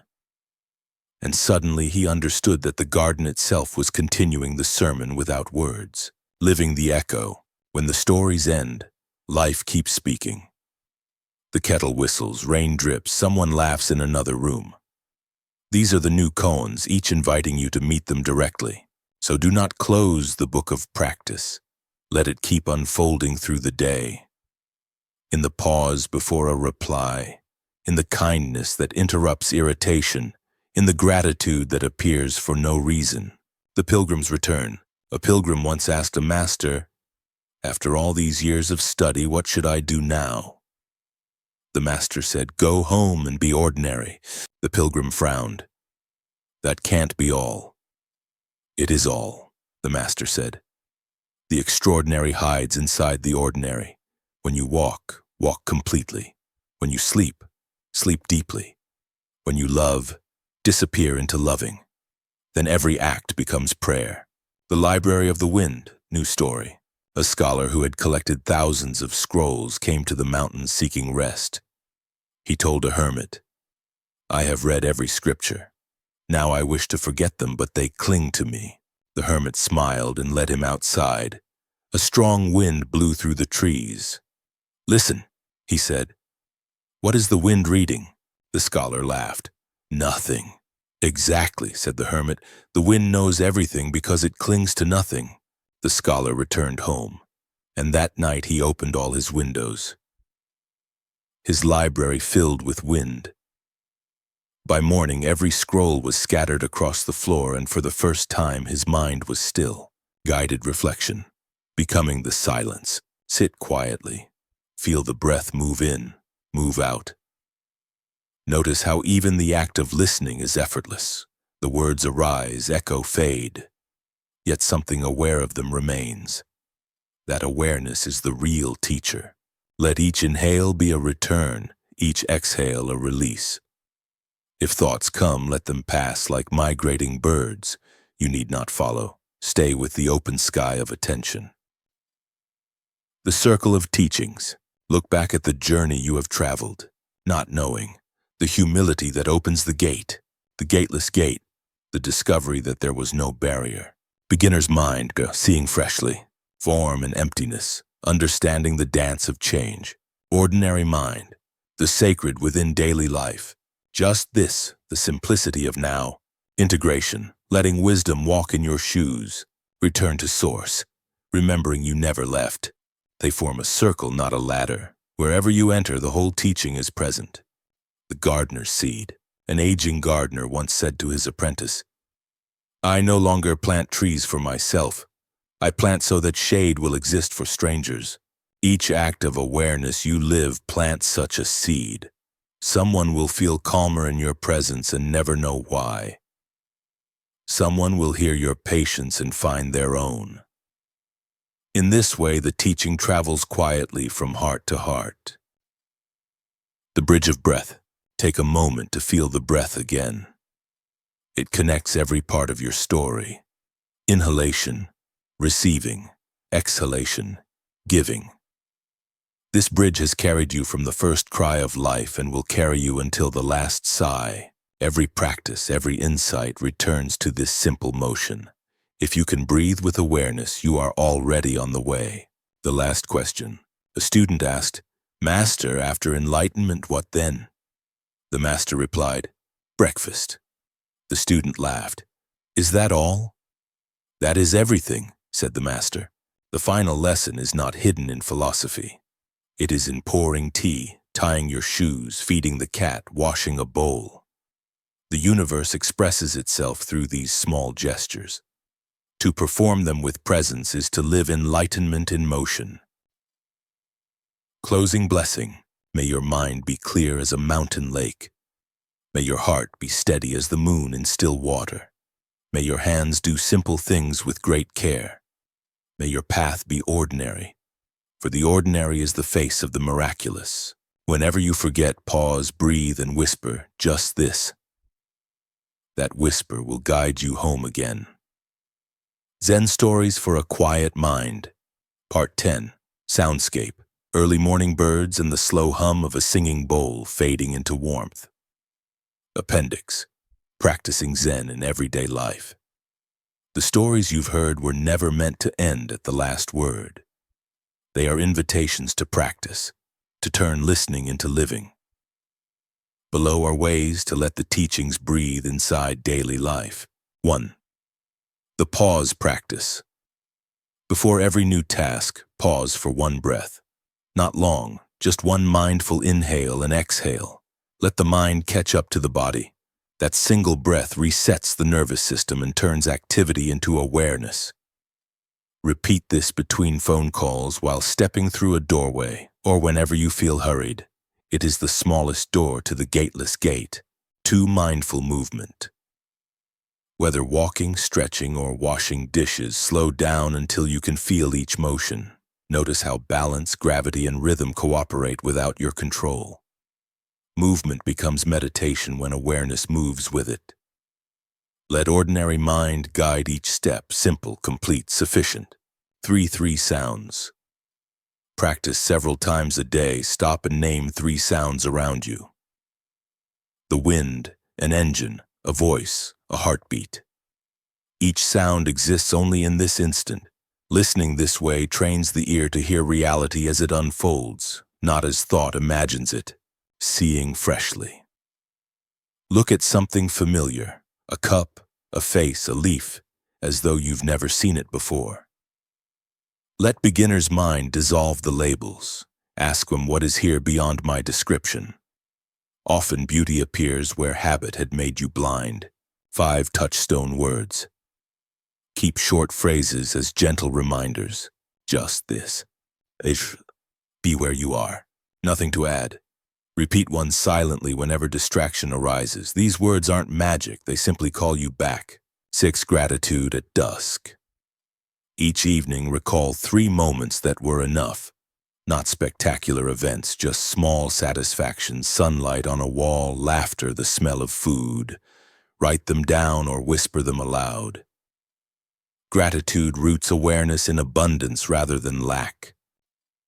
7. The compassion pause. When irritation flares, pause before reacting. Ask, what is this person feeling? Empathy opens the same space inside that not knowing once opened in the mind. Responding from that space turns conflict into connection. 8. Working with change. When loss or uncertainty arrives, recall form and emptiness. Everything alters because everything lives. Say softly, this too is changing, and let the truth comfort you instead of frighten you. Change is not the enemy of peace. It is its rhythm. Mini meditations for modern times. 1-minute breath anchor. Stop, close your eyes, count 10 slow breaths. Hand awareness. Feel your hands while typing, driving, or holding. Doorway ritual. Each threshold you cross, imagine stepping into presence. Night release. Before sleep, list aloud what you can let go of tonight. Small rituals are the quiet scaffolding of an awake life. Zen for challenge and change. During stress, name the sensations. Tightness, heat, pulse.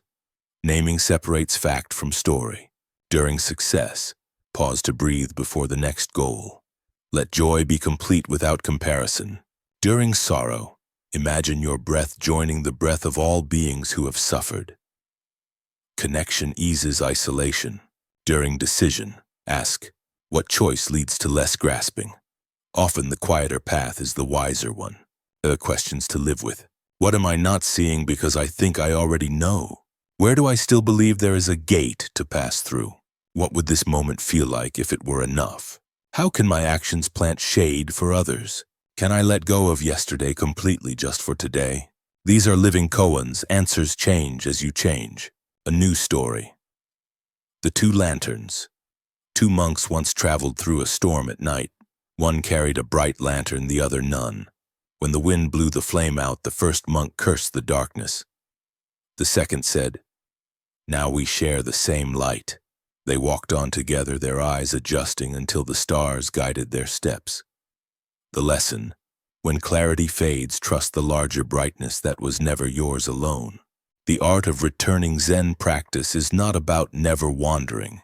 It is about returning again and again to now. Every return strengthens the path, the way a river deepens its bed by flowing in it daily. So when you forget, smile. Forgetting is the signal to remember, the teacher within. In time, the external teacher disappears and life itself becomes the instructor. Rain teaches patience. Traffic teaches breathing. Illness teaches presence. Love teaches surrender. When you can bow to each lesson, pleasant or painful, you have met the true master. A letter from the author. If I could send you one simple message, it would be this: stop trying so hard to reach what is already touching you. The peace you seek is the awareness reading these words. When you look up from this screen or page, let your next breath be your teacher. The goal of this journey was never escape. It was intimacy with life itself. Closing visualization. The circle of light. Sit back or lie down. Imagine a soft circle of light expanding from the center of your chest. With each inhale, it brightens. With each exhale, it widens. It touches your surroundings, your neighborhood, your world. Everything it touches glows briefly, then returns to calm. Now imagine the circle fading until only stillness remains. You are that stillness, formless yet aware. Rest there for a few breaths. When you open your eyes, the same light will continue through them into the day. Afterward, when the story ends, when the music fades and silence returns, you may feel a quiet space opening. Do not rush to fill it. That emptiness is fertile ground. From it will grow the calm curiosity that began this whole journey. You do not need to remember every metaphor or lesson. Simply live more slowly, listen more deeply, and the teachings will rise when needed, like stones appearing beneath clear water. A final blessing. May you walk through the world with soft eyes. May your heart remain curious, your hands gentle, your mind spacious. May you find teachers in clouds and friends in silence. When joy visits, welcome it fully. When sorrow arrives, set an extra place at the table. Both are guests of the same home.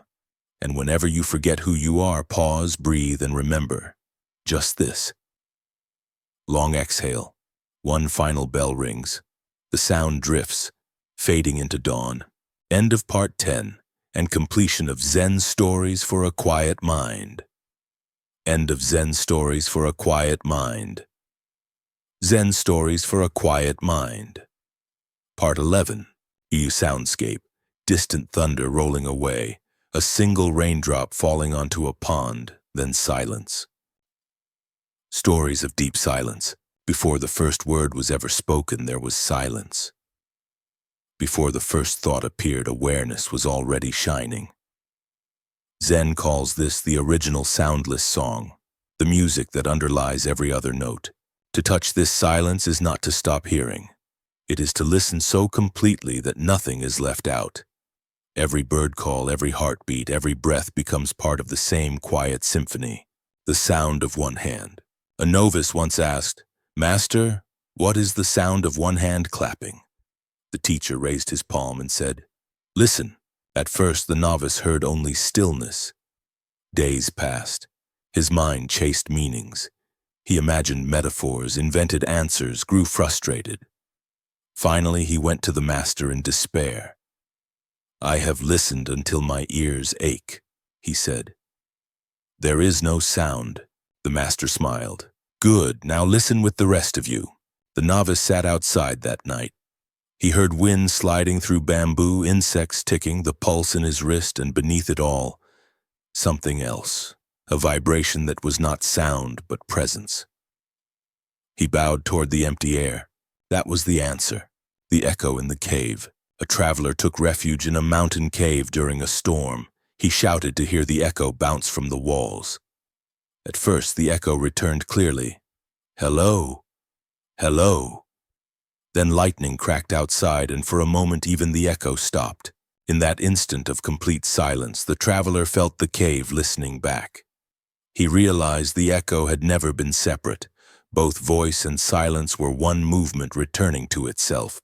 Years later, he told his students, "When you speak, listen for the silence that holds your words. When you are silent, listen for the speech that silence contains." The drum that played itself.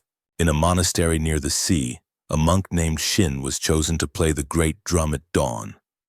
For many years he struck it perfectly, yet his heart grew weary of repetition. One morning he decided to quit. He raised the stick for the final time, but before he could strike, a sudden gust of wind blew through the open hall and hit the drumhead. A deep tone blossomed, resonant and alive. Shin lowered his stick and laughed. "The drum plays itself," he whispered. "All I have ever done is stand in its way."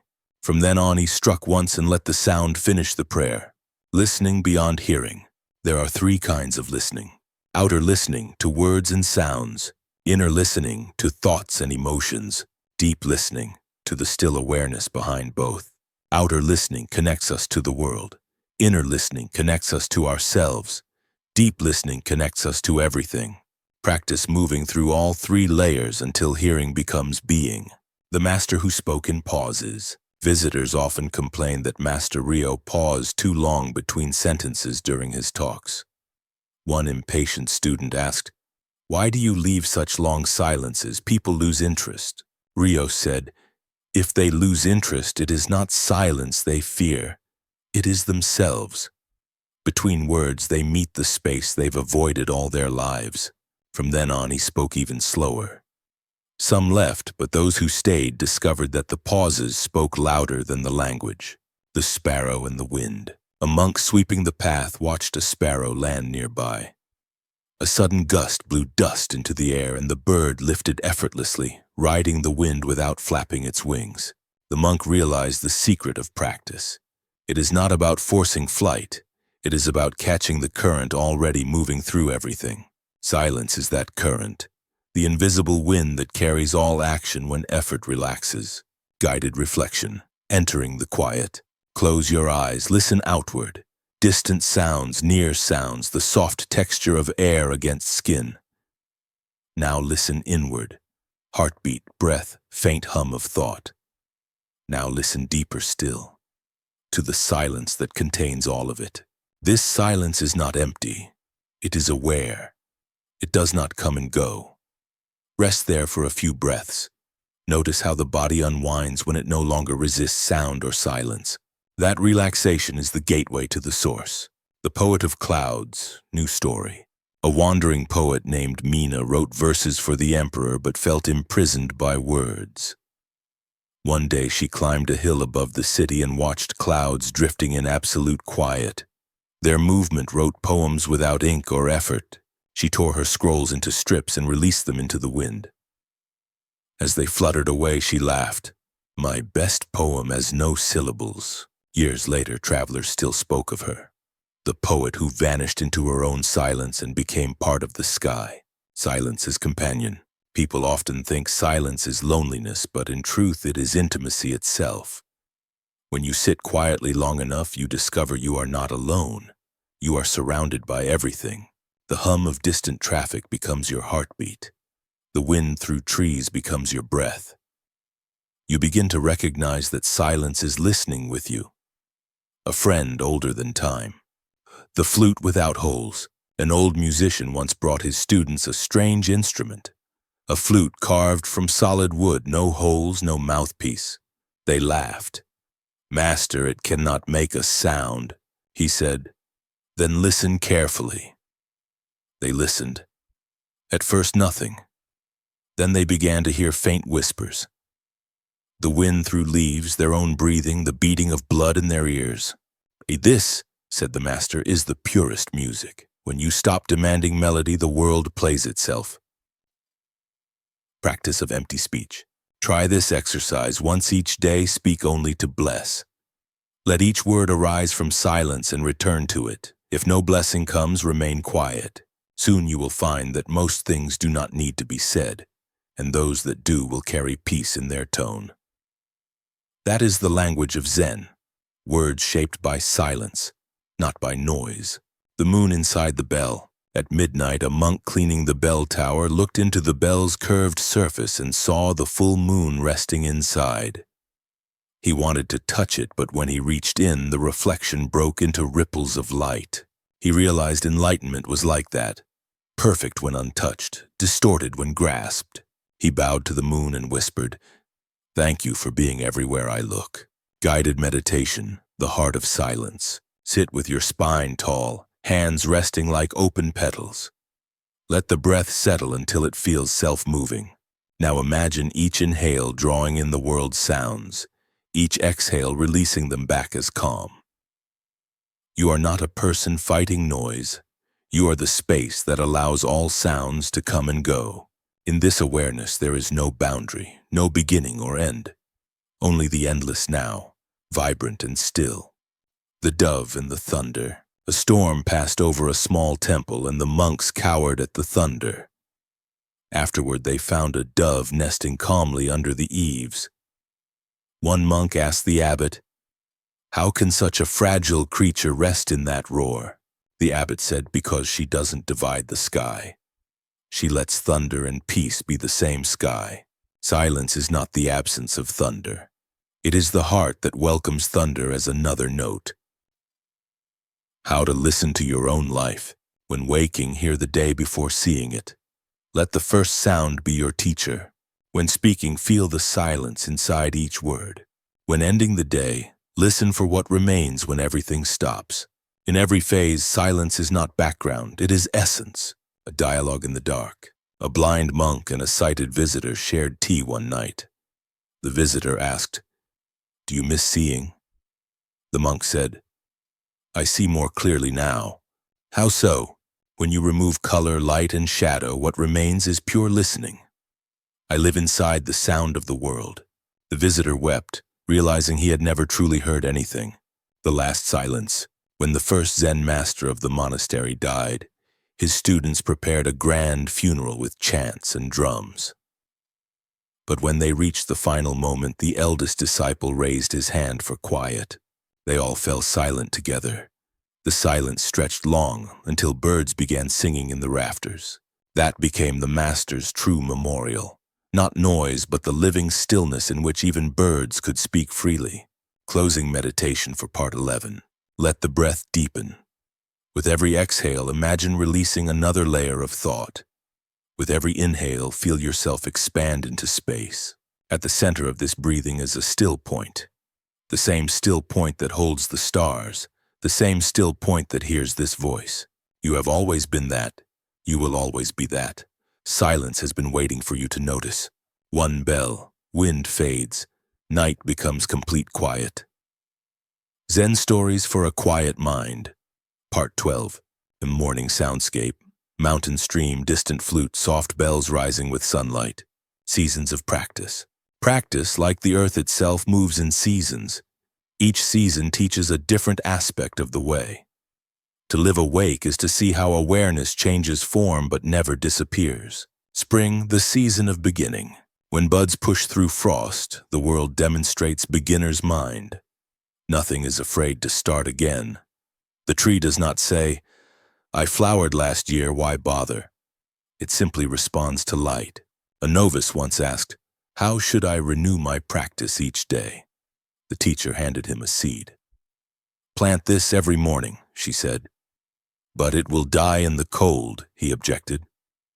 "Then tomorrow," she said, You will learn again what beginning means. Spring teaches that no start is wasted. Even failure fertilizes the next flowering. Reflection. Let each morning be spring. When you wake, say quietly, "Today I begin again." Forgive yesterday, welcome the new light. Summer, the season of activity. The monsoon rains come. Fields are alive. Summer is the time of effort, but Zen effort is different. It is effort without strain. A story tells of a young monk assigned to water hundreds of garden beds. He rushed from one to the next until the elder stopped him. "You move like a storm," said the elder. The monk protested, "I'm working hard."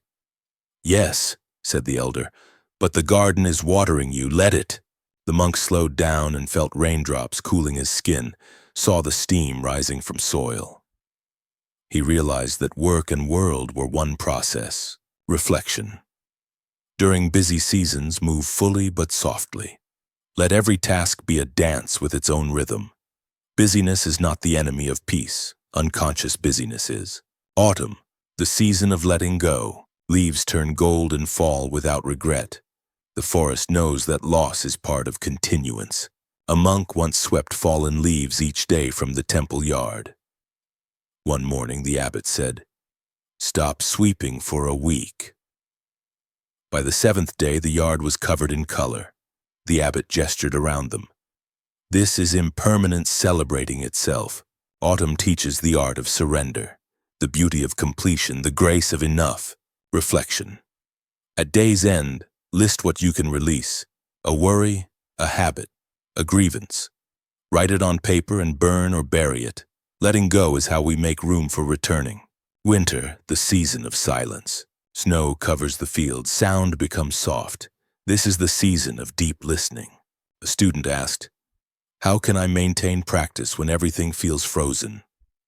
The teacher replied, "Do nothing. The seed is not dead under snow, it is gathering strength." Winter shows that stillness is not inactivity. It is preparation for new life. Without quiet, spring cannot be heard arriving. Reflection. During periods of inwardness or sadness, treat them as winter practice. Wrap yourself in patience.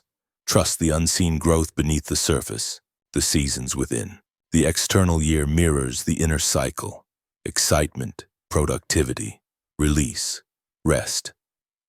We all move through these seasons in different times.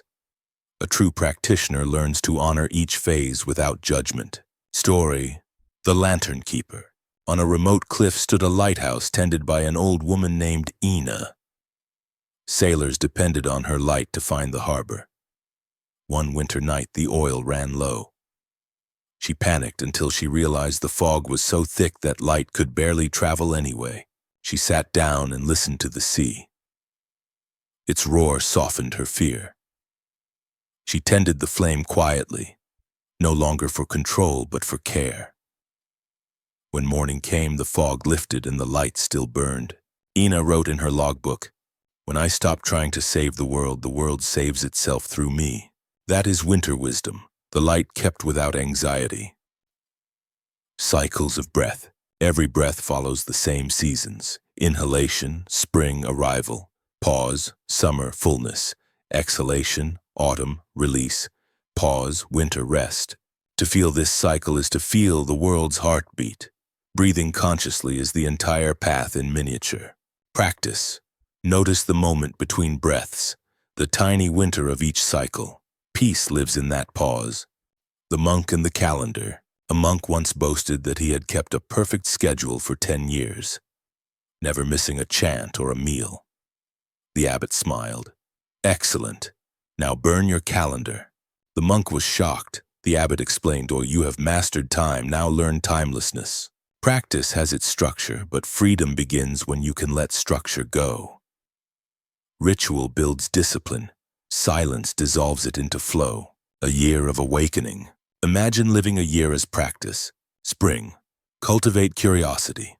Summer, act with heart. Autumn, simplify. Winter, rest and reflect. Repeat. The circle never ends, and because it never ends, there is always hope. Guided meditation. The 4 seasons within. Find a comfortable seat. Close your eyes. Breathe deeply 4 times, 1 for each season. Inhale, spring. Welcome new energy. Hold, summer. Feel life vibrant and complete. Exhale, autumn. Release what is ready to go. Rest, winter. Let awareness settle into quiet. Continue this rhythm for a minute. Every cycle is a tiny year of practice, a universe contained in a lungful of air. Story. The two painters. 2 painters were commissioned to depict the same landscape. One worked in a single day, capturing vivid colors of summer. The other spent a year returning to the spot each season. His scroll showed blossoms, then green, then gold, then snow. When the emperor unrolled both, he bowed to the second. "You have painted time itself," he said. "Awakening is like that. The understanding that truth does not belong to a single moment but to the whole movement of existence. The way without end." A student asked, "When does practice finish?" The teacher laughed. "When does breathing finish? Zen is a path without distance and a goal without ending. Every step is arrival. Every moment is the beginning again. This is why masters keep bowing even after decades of practice. Not because they lack faith, but because humility is the truest form of gratitude." Final story. The Bridge of Light. At dawn, a child stood on a bridge watching sunlight turn mist into gold. Beside her, an elderly monk smiled. The child asked, "Where does the bridge lead?" "To the other side," the monk said. "And what's on the other side?" "The same river," he answered. She laughed, and he laughed too. They stood until the mist cleared and the bridge seemed to float in air. The monk whispered, "This is practice, to cross a bridge that was never separate from what it crosses." Guided closing meditation. Sit or lie down. Place one hand on your heart, one on your stomach. Feel the pulse and breath coordinating like day and night. Repeat silently, "I am here. This is enough." Let the words fade until only their meaning remains. Imagine the whole journey of these stories flowing through you.